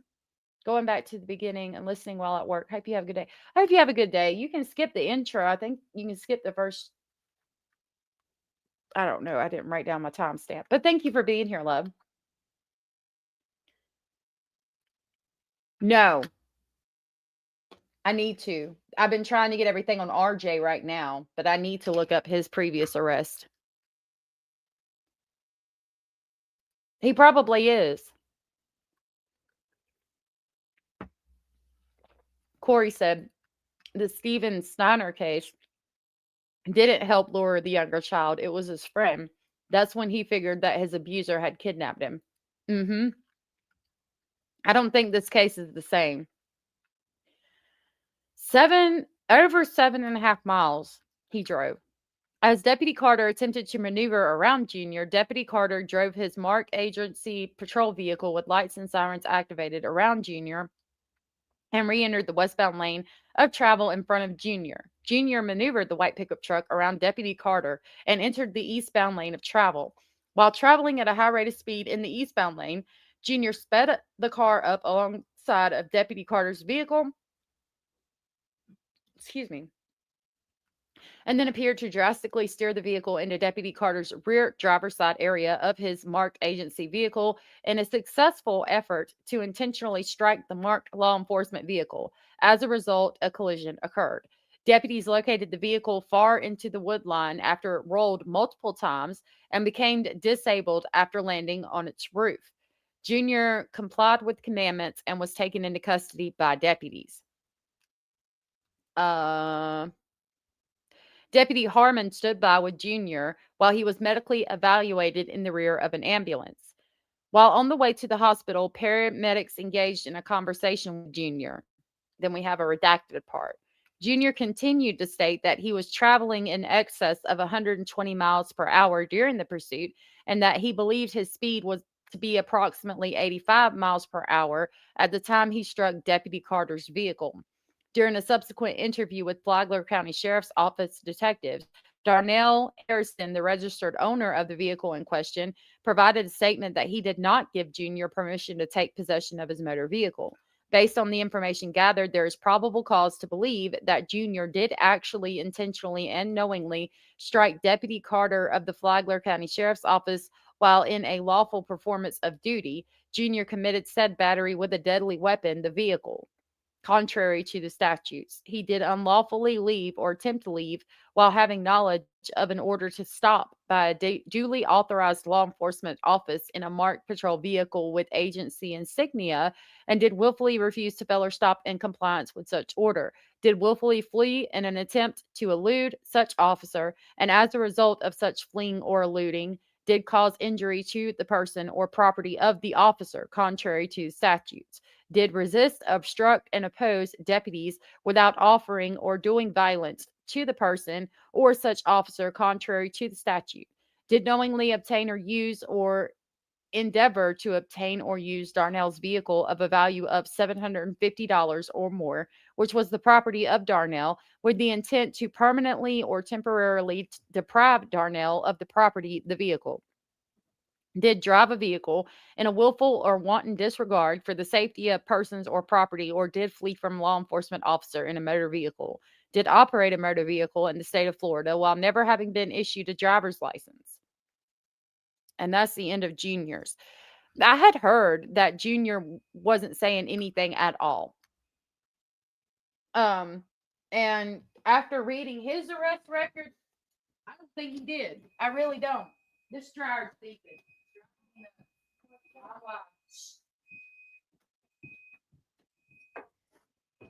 That daggum dryer was beeping. It was driving me nuts. All right. Listening and cleaning. Well, thank you for that, love. All right, let's look at somebody's talking shit about me, boy. My nose is itching. We got the ISD arrest warrant for Darnell Harriston, and then the 707 redacted, which is going to be from the most recent stop. I'm going to pull up both of them so we can see. I need to see which one comes first.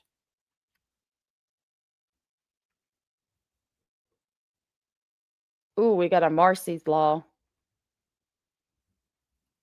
Hold on a minute. Let me see what the dates are. I think they're the same date. Nope, this one's first. This is going to be fun. Darnell Wayne Harriston is his name. Sex offender. It says no. I guess it's talking about this charge specifically. He attempted to deprive of means of protection or communication. That's where he took the officer's gun. He had a $25,000 bond. Resist officer with violence. He had no bond for that. Okay, it reads, on December 31st of 2025, Deputy J. Medina was traveling southbound on U.S. Highway 1 at Palm Coast Parkway, where she observed a white Ford pickup truck with a camper topper on the back. Deputy Medina was unable to visually observe the license plate characters due to a thick layer of dirt obscuring them. As a result, Deputy Medina initiated a traffic stop. The vehicle stopped just south of Whiteview Parkway on U.S. Highway 1. Notice that they talked about in the press release, see something, say something, paying off, right? And then in the actual report, they talk about dirt obscuring the license plate. So what that says to me is somebody called and said, this looks sus as fuck, and I just want to let you know. And so they got behind the vehicle and found a reason to pull them over, which was the dirt obscuring the letters on the license plate, and that's their excuse for pulling them over. It's a Lauren Matthias style whisper campaign. You're whispering about me. You're making my nose itch. You couldn't hear the beep and I could. It was driving me crazy. All right. Thank you for letting me know that, though. This part's redacted. Harriston rolled down the driver's side window and extended both arms outside of the window, followed by placing his head outside the window. Darnell appeared anxious and was unable to remain still, though he was able to answer questions appropriately and provide identification. Deputy Medina advised Darnell the reason for the stop was an obstructed tag, and he advised that he wished to step out of the vehicle and observe his license plate. Additional deputies arrived at the scene of the traffic stop, which was when Deputy Medina continued the investigation. Deputies observed 2 juveniles inside the vehicle as well. The first juvenile, later identified as Junior Bishop, was hesitant and reluctant to provide any information. Based on the juvenile's demeanor and inconsistent statements, deputies decided to ask both juveniles to step out of the vehicle and to separate all parties to conduct a further investigation. At this time, Deputy Medina observed Deputy Jenkins approaching Darnell in an apparent attempt to secure him.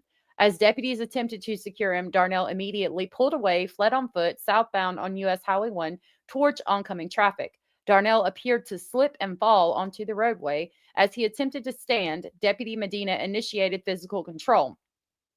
During the struggle, Darnell attempted to grab Deputy Medina's agency-issued firearm with his left hand and pulled it, causing partial separation from her holster and duty belt and touching Deputy Medina against her will. Deputy Medina was able to resecure her firearm and prevent its removal from the holster. Additional deputies assisted, and Darnell continued to actively resist.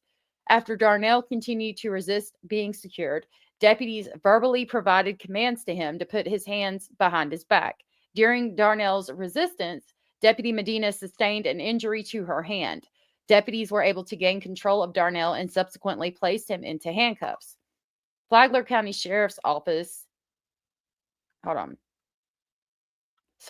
Based on the incident that occurred, there is probable cause to believe that Darnell knowingly and willfully resisted, obstructed, or opposed deputies who are law enforcement officers of the Flagler County Sheriff's Office by offering or doing violence to the person of such officer contrary to the statute.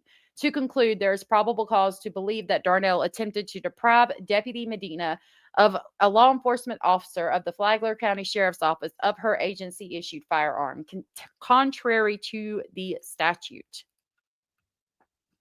Now, this is the other one. Hola, Keynes and Nama. Good to see you. What? We didn't see that part. It was in her holster the entire time, and you sort of have to know how to get it out. You cannot just yank the gun. We didn't see that part. I see where he attempts to pull her firearm out. I'll see if I can pull that up real quick before we go to the next one. I have to remember which one is the video. I'm going to try to get it right to that part because my pause game was pretty good the last time, and I was able to pause it right where you see his hand on her firearm. So we'll go to there real quick. I'll try to real quick. I think if I wasn't pulling it up, y'all might not have been able to hear it, and I apologize if you weren't. Let me see. Hold on a minute. Nope. Not that one. Hold on.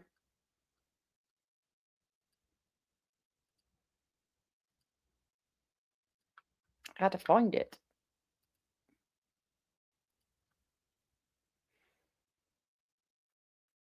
Hey, y'all. I want to talk to you about this case out of Florida. Nope. That's not it. That's the video I did on it.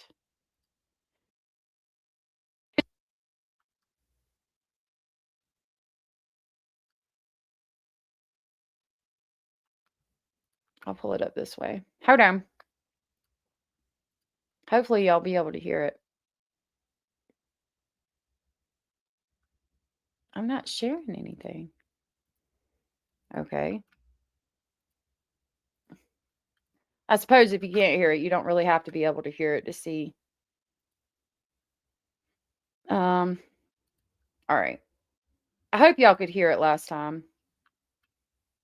Oh, my computer's freezing. My internet's freezing, I should say. There we go.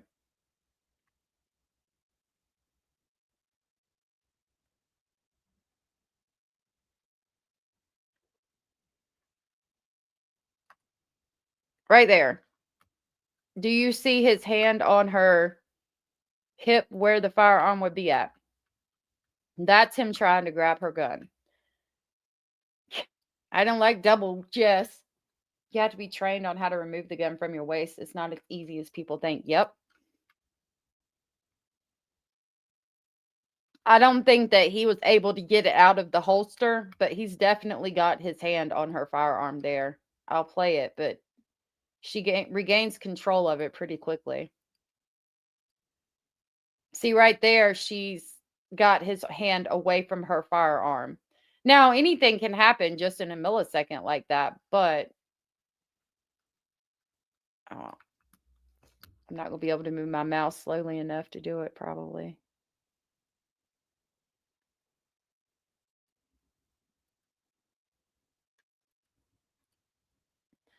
He's definitely got his hand on it. She had the notepad. They pulled her away to get his hand off. Did you see that? See right there, this officer that's wearing the body cam that we're watching pulled her away from him to get him and his hand off of her firearm. But I didn't see him pull it out of the holster. No, there was two, the 11-year-old and the 15-year-old. No, I don't know why they're saying that. It was the 11-year-old and the 15-year-old. That's the only ones that were in the vehicle. Of course. Like a 60-year-old is going to outrun the cops, no doubt. Well, I think he was on some math, but good to see you, Kane's Nana. I think he was on some math, but I don't think he was on enough math to outrun the cops. All right. I'm going to pull up this last arrest warrant that I have. This is the ISD arrest warrant. I don't know if it's different, but this one's from January 2nd of 2026, and it talks about Marcy's Law victim information, which means they redacted victims' names. So on December 31st at 2025 at 6:57, it reads, somebody called the Flagler County Communication Center to report that Darnell Harrison had kidnapped two juvenile males, one who was currently reported missing out of St. Johns County and was currently traveling with them in his vehicle. Darnell was currently driving a white truck with a topper that contained narcotics and was traveling within Flagler County, Florida. He was traveling in a white truck with a topper that contained narcotics. So it was in the camper shell, I'm guessing. The person stated that Darnell is a registered sex offender. With the information provided, the Flagler County Sheriff's Office was dispatched to the intersection of Old Plank Road and U.S. Highway 1. Then this is redacted. Flagler County deputies located the vehicle matching the description in the area of U.S. Highway 1 and Whiteview Parkway. Deputies conducted a traffic stop on the vehicle, initiating the emergency lights and sirens with their marked patrol vehicles. Upon contact with the vehicle, Deputy Jenkins asked the two juveniles to exit the vehicle. Deputy Jenkins spoke with the backseat passenger, and it's redacted. The backseat passenger stated, quote, "Can you help me?" unquote, and then proceeded to distance himself from the truck to speak with Deputy Jenkins. Child further states, quote, "I've been kidnapped, and if he knows anything, he's going to kill me tonight. I'm not safe," unquote. The juvenile explained that he was from Hastings, Florida, and stated, quote, "My name is not Jason. He told me to say that," unquote. The child stated he met up with Junior in the woods where he also later met. Okay. So the 11-year-old he said, "My name's not Jason. He told me to say that. The 11-year-old met Junior in the woods, and then he was also met later by Darnell, who proceeded to, quote, "choke him out," unquote, take him, and advised him that he was going to kill him. During this conversation, the 11-year-old was visibly upset and crying, making statements that he just wanted to go back home and that if law enforcement didn't get him, he would be killed by tonight. The 11-year-old also disclosed to Deputy Jenkins that Darnell was armed and to look at the cell phone that he was borrowing from his mom. He took the cell phone he was borrowing from his mom and put it somewhere. The 11-year-old was placed in Deputy Jenkins' patrol vehicle. It should be noted that the 11-year-old was confirmed to be reported missing out of St. Johns County. So I'm going to read the most important part again because it's kind of hard to read and I kind of messed it up. Okay. So Jenkins spoke with the backseat passenger. The backseat passenger stated, quote, "Can you help me?" unquote, and then proceeded to distance himself from the truck to speak with the deputy. 11-year-old further states, quote, "I've been kidnapped, and if he knows anything, he's going to kill me tonight, and I'm not safe," unquote. 11-year-old explains he's from Hastings, Florida, and stated, quote, "My name is not Jason. He told me to say that," unquote. 11-year-old stated he met up with Junior in the woods, where he was also later met by Darnell, who proceeded to choke him out, take him, and advised he was going to kill him. During the conversation, 11-year-old was visibly upset and crying, making statements that he just wanted to go back home and that if law enforcement didn't get him, he would be killed by tonight. 11-year-old also disclosed to Deputy Jenkins that Darnell was armed and he took the cell phone that he was borrowing from his mom and put it somewhere. 11-year-old was placed in Deputy Jenkins' patrol vehicle. It should be noted that the 11-year-old was confirmed to be reported missing out of St. Johns County. Lord have mercy. I botched that one. Brady's asking the questions I was asking. How long was the 15-year-old missing and not reported by his parents? He's a minor. They are responsible for him. Great question.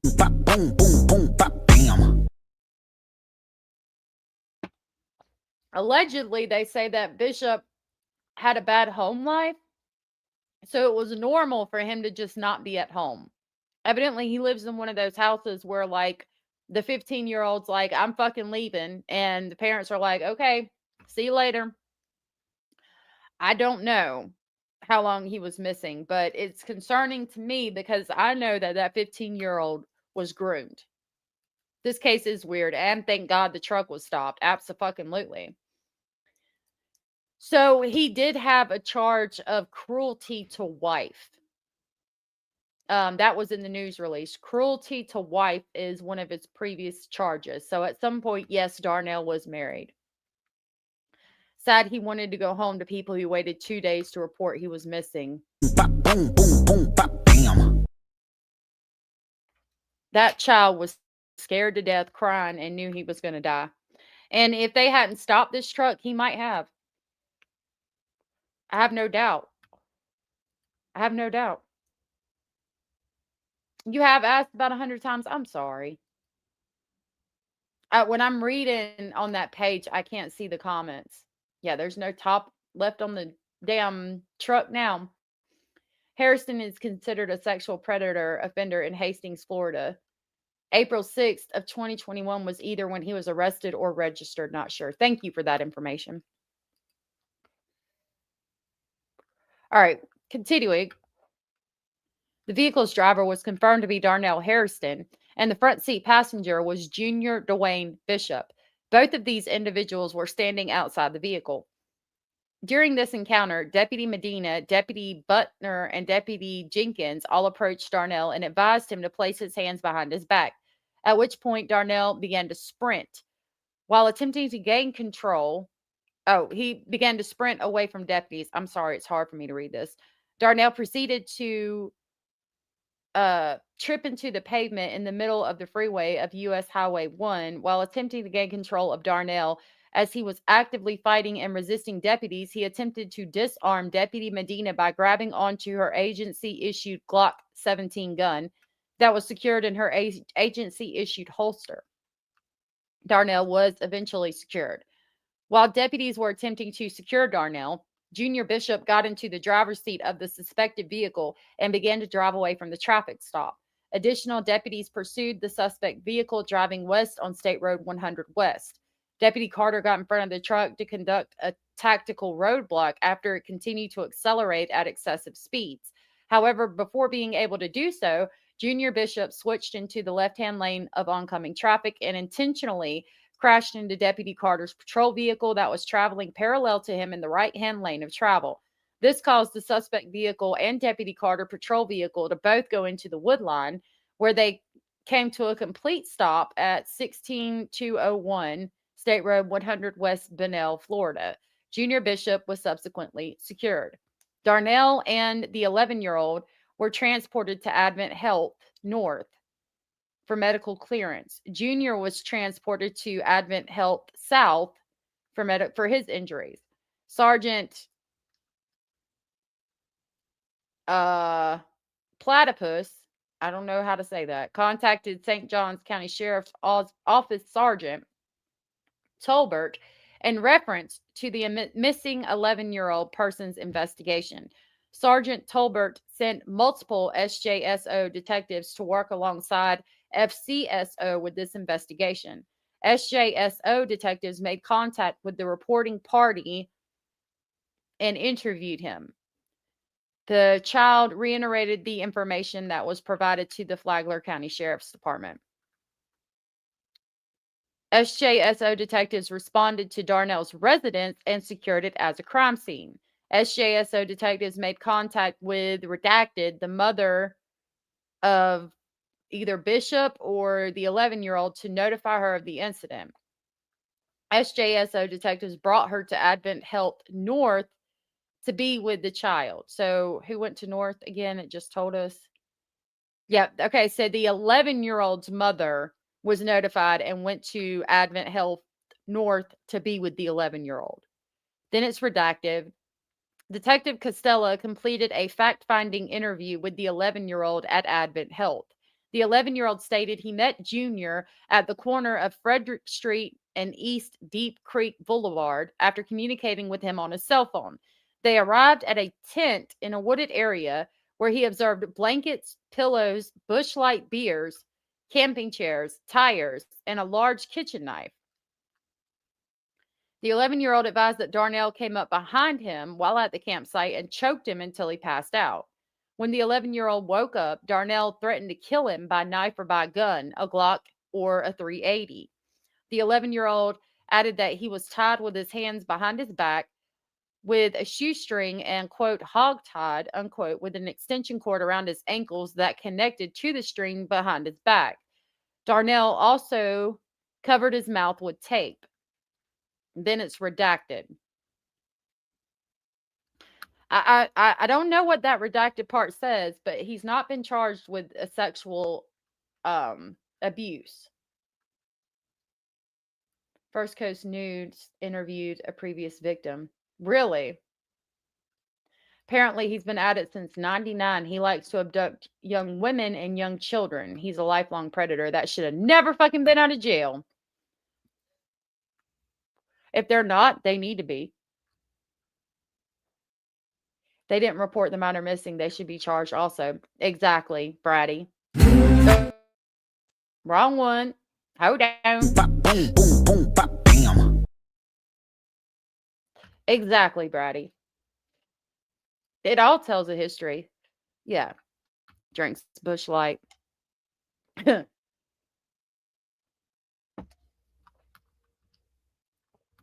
All right. Additionally, the 11-year-old found that he defecated his pants when he woke up from being passed out. The 11-year-old states he has been riding in Darnell's truck over the last few days, where the three were not at the camp. Whenever they stopped somewhere and while they were driving around, he was forced to lie on the floorboard and was covered with a blanket. Earlier this morning, Darnell made him drink Fireball whiskey and smoke weed.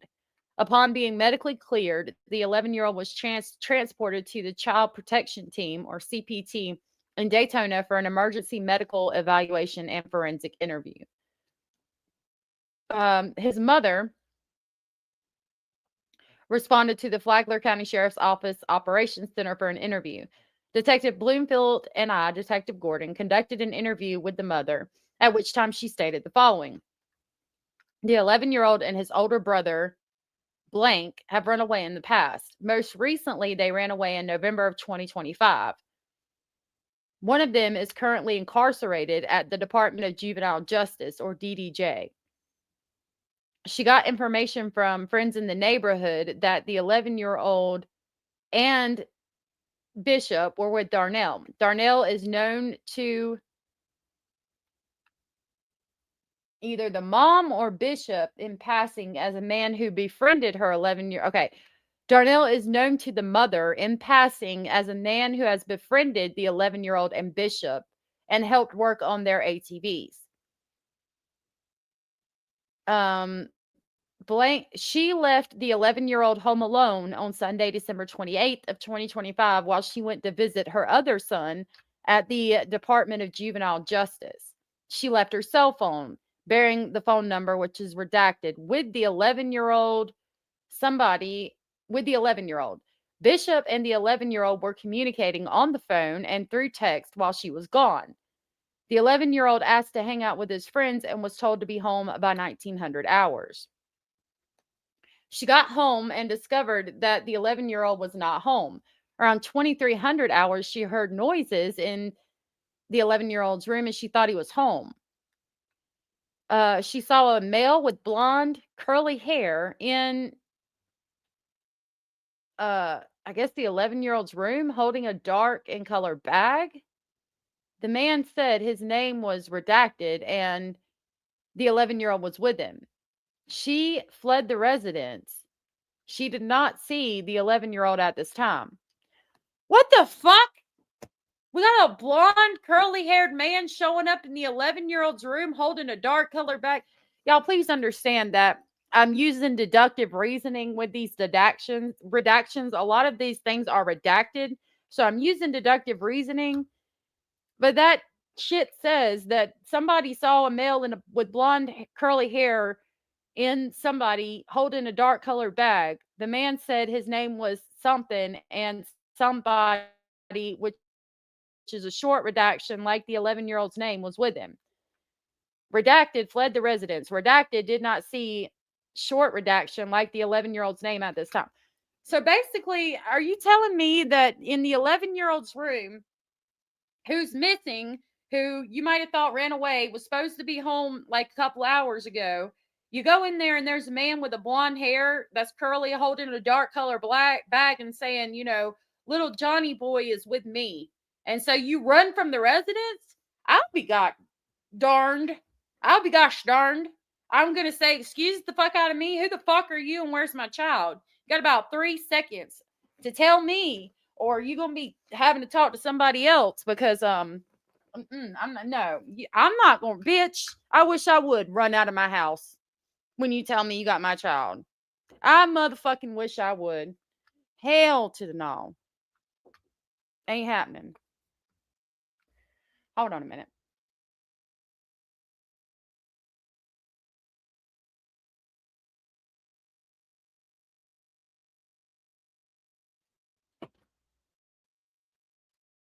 That is some fuckery. Like, that's some fuckery is afoot.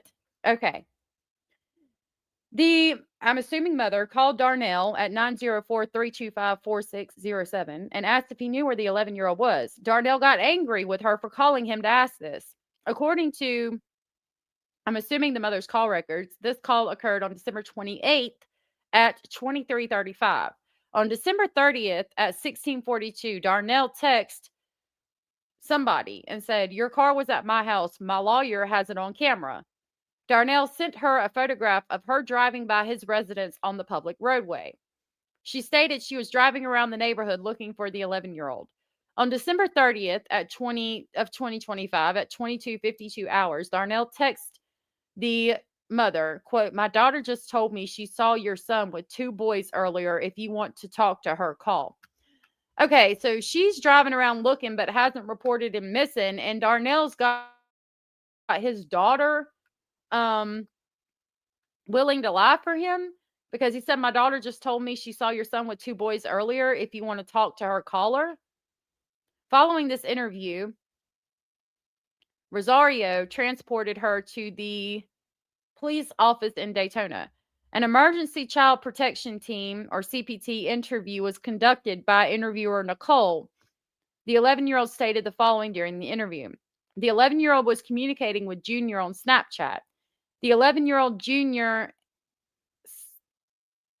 redacted, and another individual were in a group chat on Snapchat together. The 11-year-old began talking about Darnell being a sexual predator because of what he did to victim 1. Junior asked the 11-year-old to, quote, hang out with him on Sunday, December 28th of 2025. Junior took the 11-year-old to the campsite area, and it gives the coordinates, longitude and latitude. Upon arrival, Junior told the 11-year-old to look at the water. Darnell then came up behind the 11-year-old and choked him out to the point that he couldn't make a sound nor breathe quickly, and he blacked out. Oh, he couldn't make a sound nor breathe and quickly blacked out. When he woke up, he was shaking. He found he defecated his pants, and Darnell gave him pants to change into and clean himself up in a mud hole. Darnell told the 11-year-old 3 more seconds of choking, and you would be dead. At another point, when he was hogtied, Darnell again started telling him that this was because the 11-year-old posted in the chat about his sexual assault on his friend, and he could cut his throat right now, or he could be respectful and shoot him in the head, front or back. The 11-year-old explained that Darnell had a knife and a firearm. The 11-year-old described the firearm as a Glock or 380. Darnell tied the 11-year-old up using tape, a shoelace, and an extension cord. While the 11-year-old was tied up, his cell phone began to ring when his mother called. Darnell took the 11-year-old's cell phone from his pants pocket while he was tied up and turned it off and buried it somewhere in the woods, though he could not say where.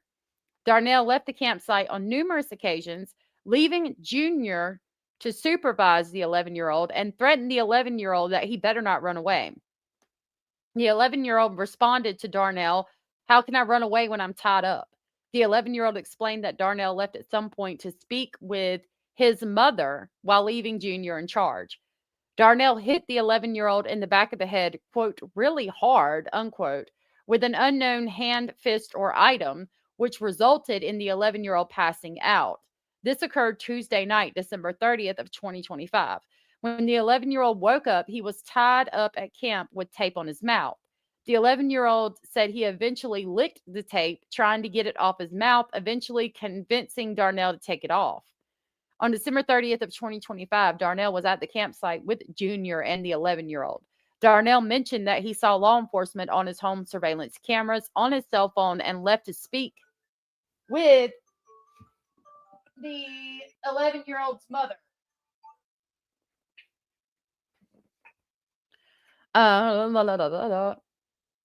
Yeah, he left to speak with the 11-year-old's mother. She knew that, okay, and left to speak with mom, knew that Darnell, he spoke to somebody's husband. Junior was present while Darnell was physically battering the 11-year-old, explained that Junior would stand nearby and laugh. On December 31st of 2025 at approximately 4 o'clock, Darnell threatened to shoot and stab the 11-year-old if he didn't drink Fireball whiskey and use marijuana. While with Darnell and Junior, the 11-year-old was put in the Ford F-250 and transported around with them. One of these times, they went to look at an ATV at somebody's house. While there, the 11-year-old was told to stay on the floorboard in the back of the vehicle. They also went to unknown convenience stores where he was also told to stay on the floorboard in the back of the vehicle. Darnell was planning to leave the country and go to the Bahamas. Am I wrong, or are the Bahamas part of the United States? I could be the stupid one here. Let me see. I know that there's a territory down there.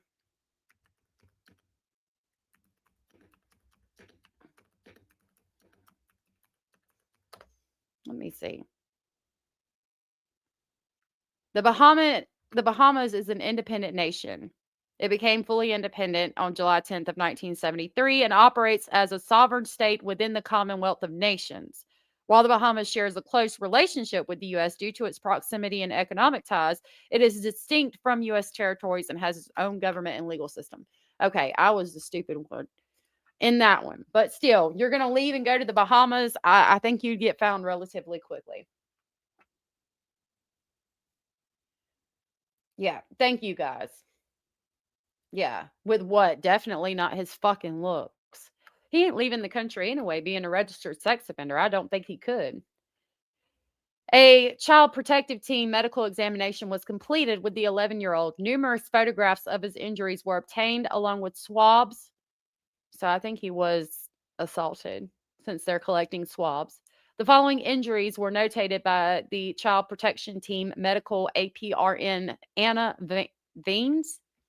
Abrasions and scratches on anterior neck. The 11-year-old explained he was put in a chokehold and his neck bled.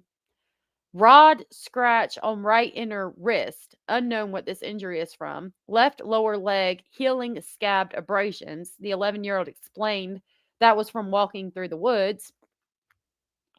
It stops right there. We might have a redacted page. I don't know. This one just starts with Junior was transported to the Flagler County Sheriff's Operations Center for an interview. Detective Gordon made contact with Junior's father, Terry Bishop, on the phone to notify him of the car accident and request we speak with him. Terry gave permission for us to speak with Junior. SJSO Detective Darwing and I made contact with Junior. We advised him of his Miranda rights and he refused to speak with us without an attorney present. Junior was placed under arrest for the charges listed above and transported to the Flagler County Inmate Facility and then to the Department of Juvenile Justice. Detective Smith and crime scene investigators responded to the Ford F-250 crash on site on West State Road 100 to execute the search warrant on the vehicle. Multiple items from the Ford F-250 were scattered between the roadway and the final resting place of the vehicle. The Ford F-250 was seized and transported to the Flagler County Sheriff's Office evidence bay. A search of the vehicle resulted in the following items of evidence being obtained. Pink duct tape located in the glove box. Red duct tape located on the floor of the front passenger seat. Cell phone located on the floor of the front passenger seat with a visitor sticker labeled Darnell Harristonand.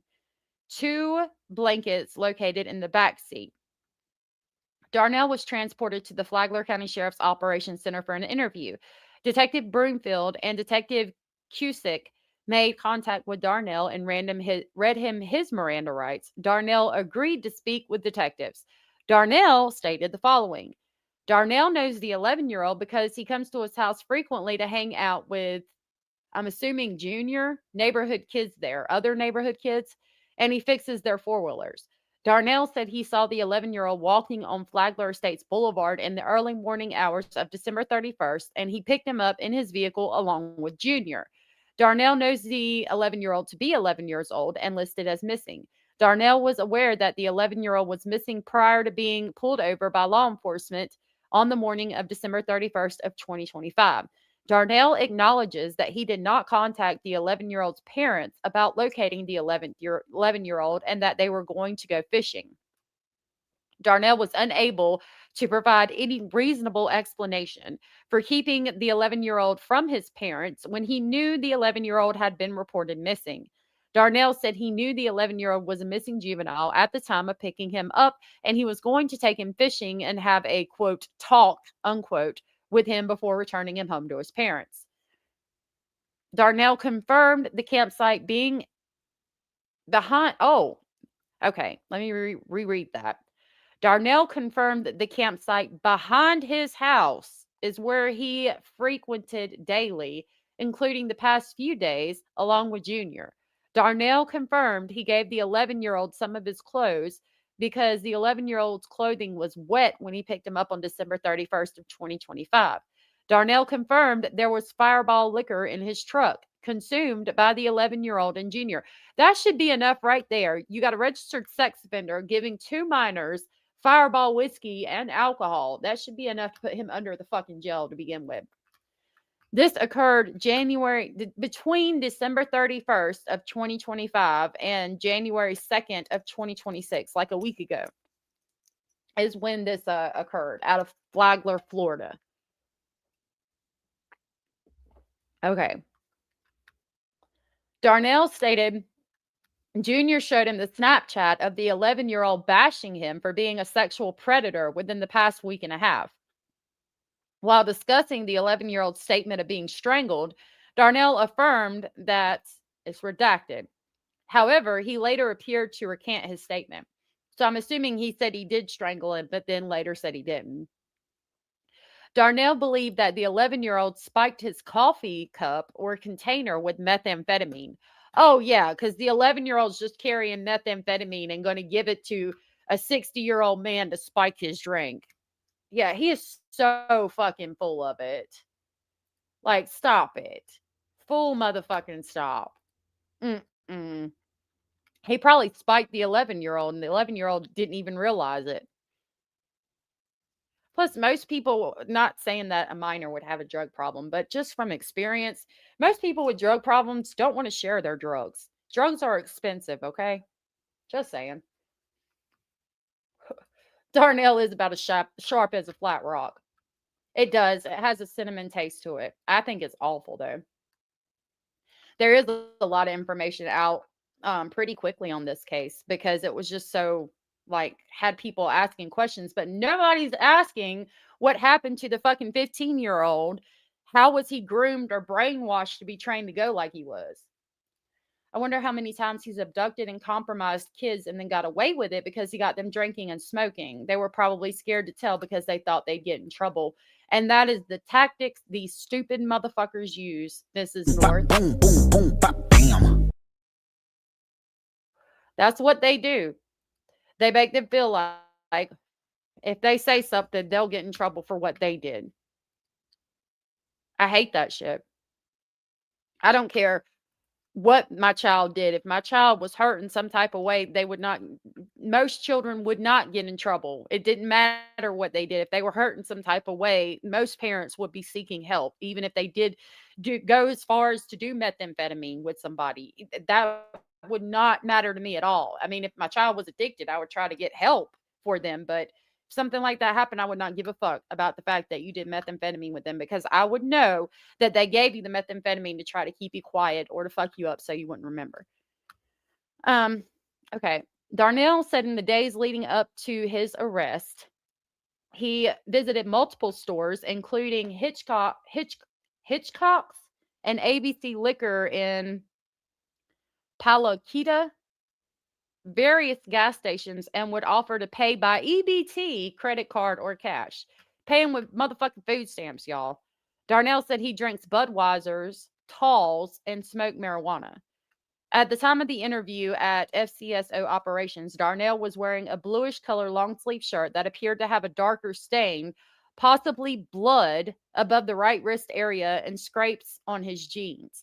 Darnell said he first wore these clothes the day prior, Tuesday, December 30th, after taking a shower.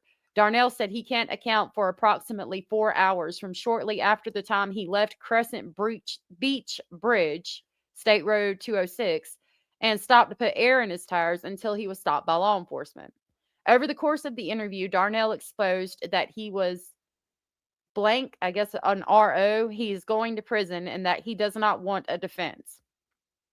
Darnell was also provided with coffee, food, and bathroom breaks during the duration of the interview. After the conclusion of the interview with Darnell, the DNA search warrant was executed. Fingernail scrapings and clippings were obtained, as well as buccal swabs. Darnell was transported to Advent Health South, and a blood sample was obtained. Darnell was placed under arrest in resisting an officer with violence for resisting an officer with violence, attempted depriving an officer of means of protection or communications transported by the FCIF. The following was located at the campsite area. A large chef's knife with a black handle was located on a small table. A hammer with a black handle was located on the ground in front of the tent. How much you want to bet they hit that 11-year-old in the back of the head with that fucking hammer? What the fuck? Yep. But I'm with Miss North. At least he knows he's fucked and said, just go on ahead and take me to prison because that's where this motherfucker belongs. 2 black and orange socks were located within the tent. 2 cigarette butts located within the tent. A smaller knife appeared to be a pocket knife. However, it could not be closed in a small plastic bin outside of the tent. Photographs of the residence and the tent area were taken by FCSO CSI. All items collected from these locations were submitted as evidence by CSI. Over the course of the investigation, the following was determined. Darnell Harriston, without lawful authority, did forcibly, secretly, or by threat, confined and abduct and imprison the victim, said victim being under the age of 13 and without the consent of said child's parent or legal guardian, with the intent to inflict bodily harm or terrorize the 11-year-old. And in the course of committing said offense, did commit aggravated child abuse as defined in the Florida statute. This violates Florida statutes. And kidnapping. Darnell Harriston did knowingly or willfully intentionally inflict physical or mental injury that resulted in great bodily harm, permanent disability, or permanent disfigurement to the 11-year-old, a child.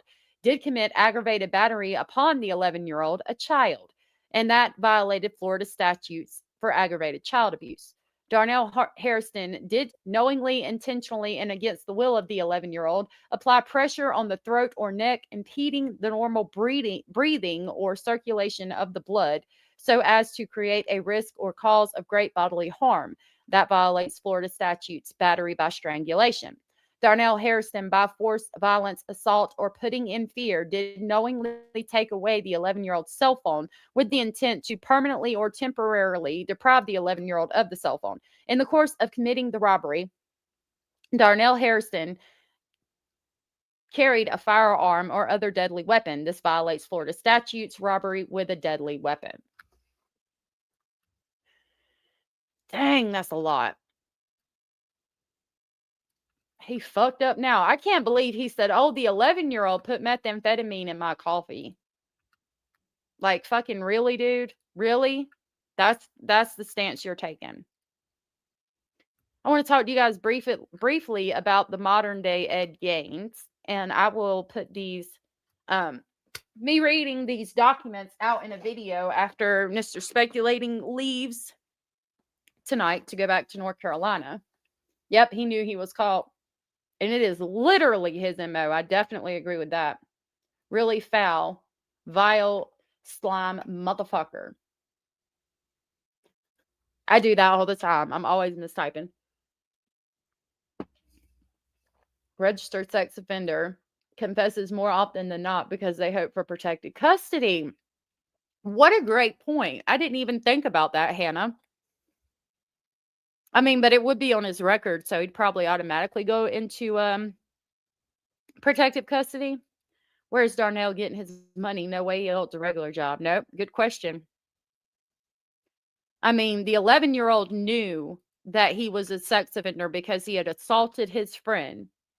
The 15-year-old is trained to go like that, willing to do anything for this 60-year-old man. The 11-year-old says you're hanging out with somebody who rapes children. And so the 15-year-old decides to lure the 11-year-old so they can allegedly, possibly try to kill him. There's a lot more going on there. He does. He's constantly working. Yes, modern day Ed Gain. I'm still confused about the mom seeing the man in her son's room and running. Yeah, great point. I mean, she didn't run to the police. She's just riding by Darnell's house and shit. That's why he wasn't reported missing for 2 days.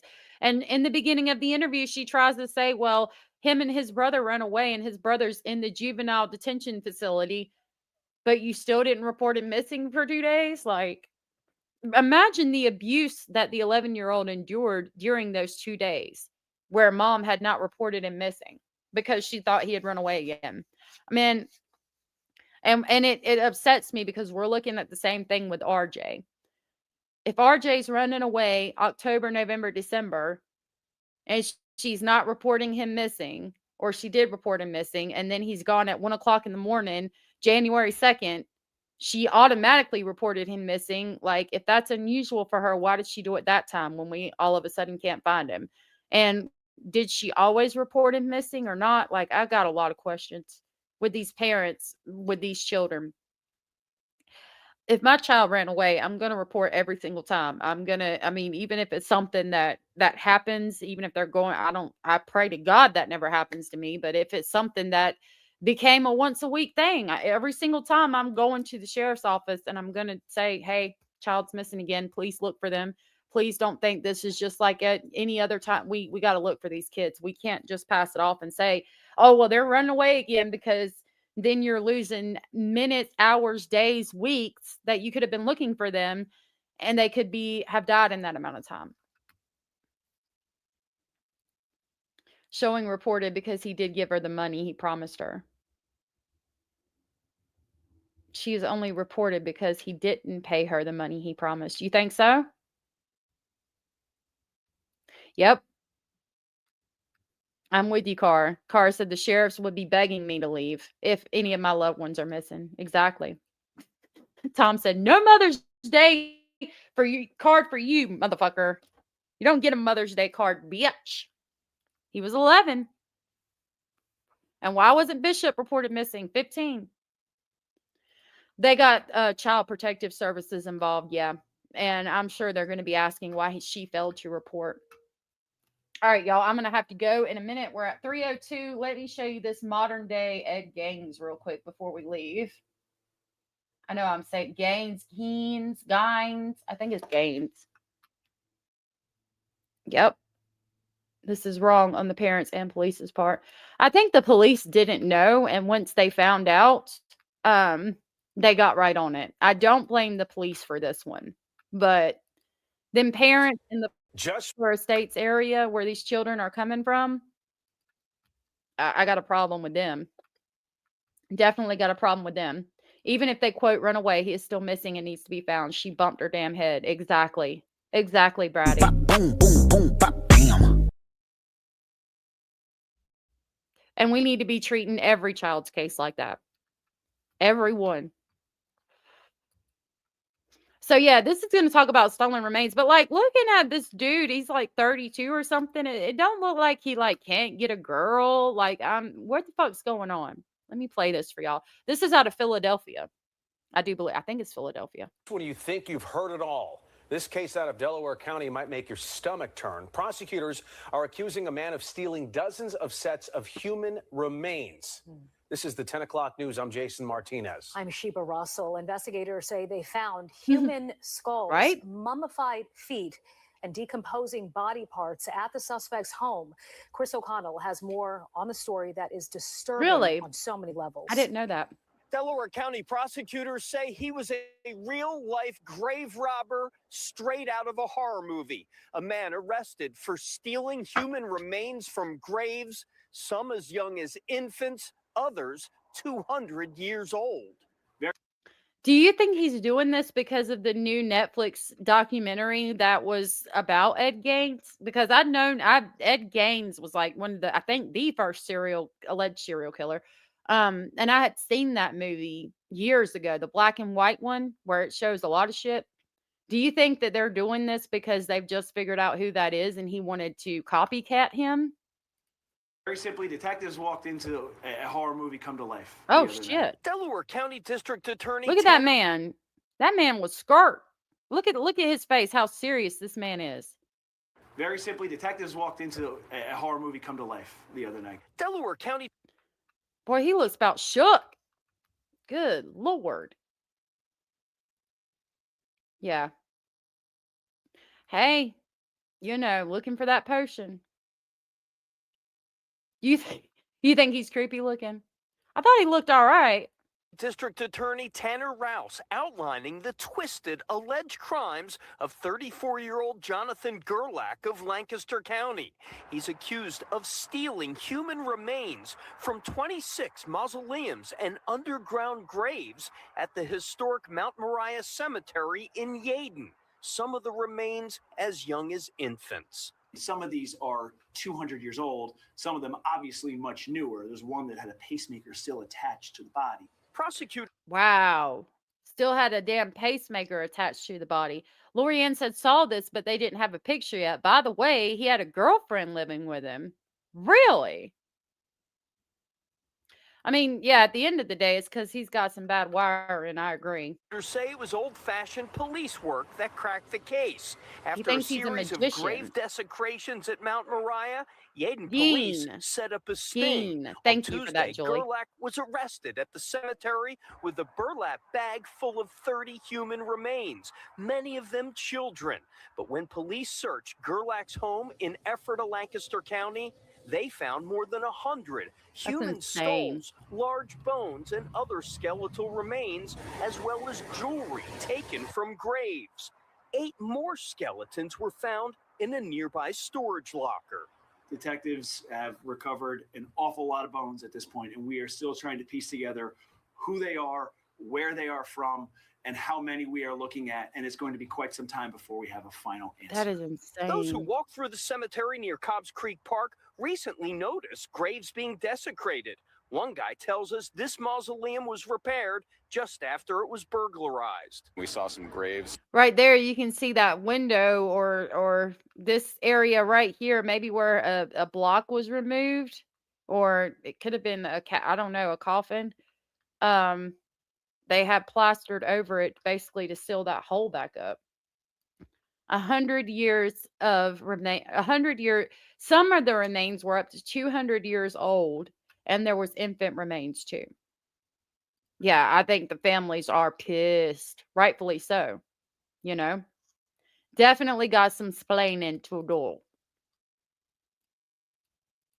That had been obviously opened or disturbed. Kind of hoped it was just maintenance work and stuff, but always suspected it might be some kind of, grave robbing, for lack of a better term.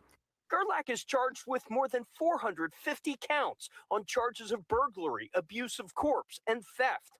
Authorities are not clear what he was doing with the remains, but they are looking at a Facebook group devoted to the sale of human bones, where Gerlach was. Look at this picture of him. Like, he looks creepy in that mugshot, but look at this. He's holding one of the skulls that he stole.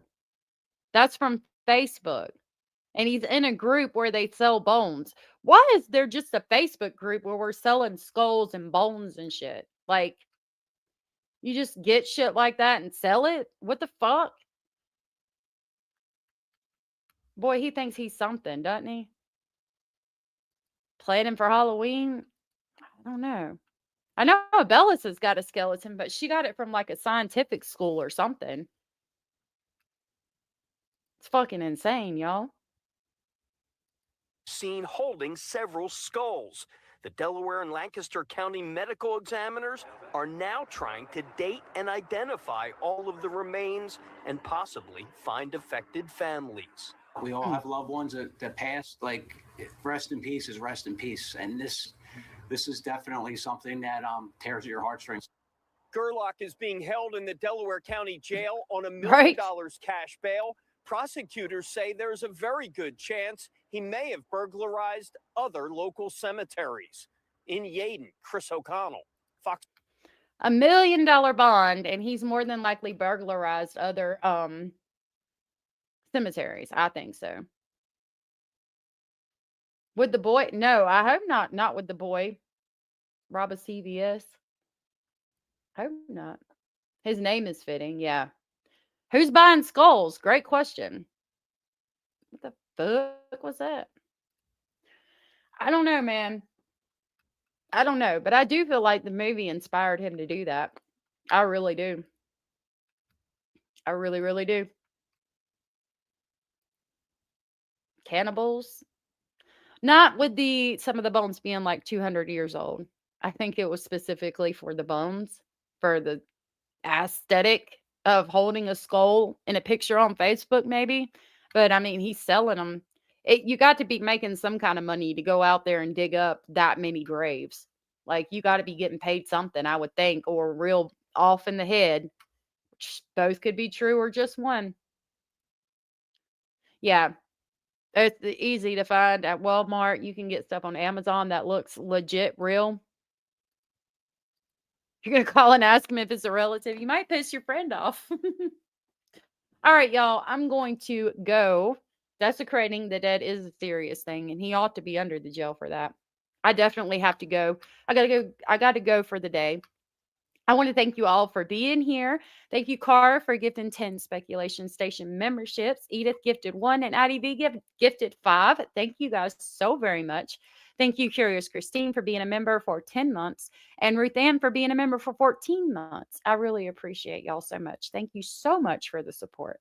I hope you guys have a great weekend. I will be back tomorrow. I hope y'all have a good rest of your day, and we'll see what's developing on RJ's case. I will be putting out a members only, opening the box from Abraham, and I will be putting out a regular video reading over the arrest affidavits for Junior and Darnell. I will keep track of RJ and just keep praying that he's found safe. Definitely keep you guys updated. I love you guys too. Stay safe out there. If nobody has told you, you are enough. You are important. You are special, and you are very loved. And I will see y'all tomorrow. Bye.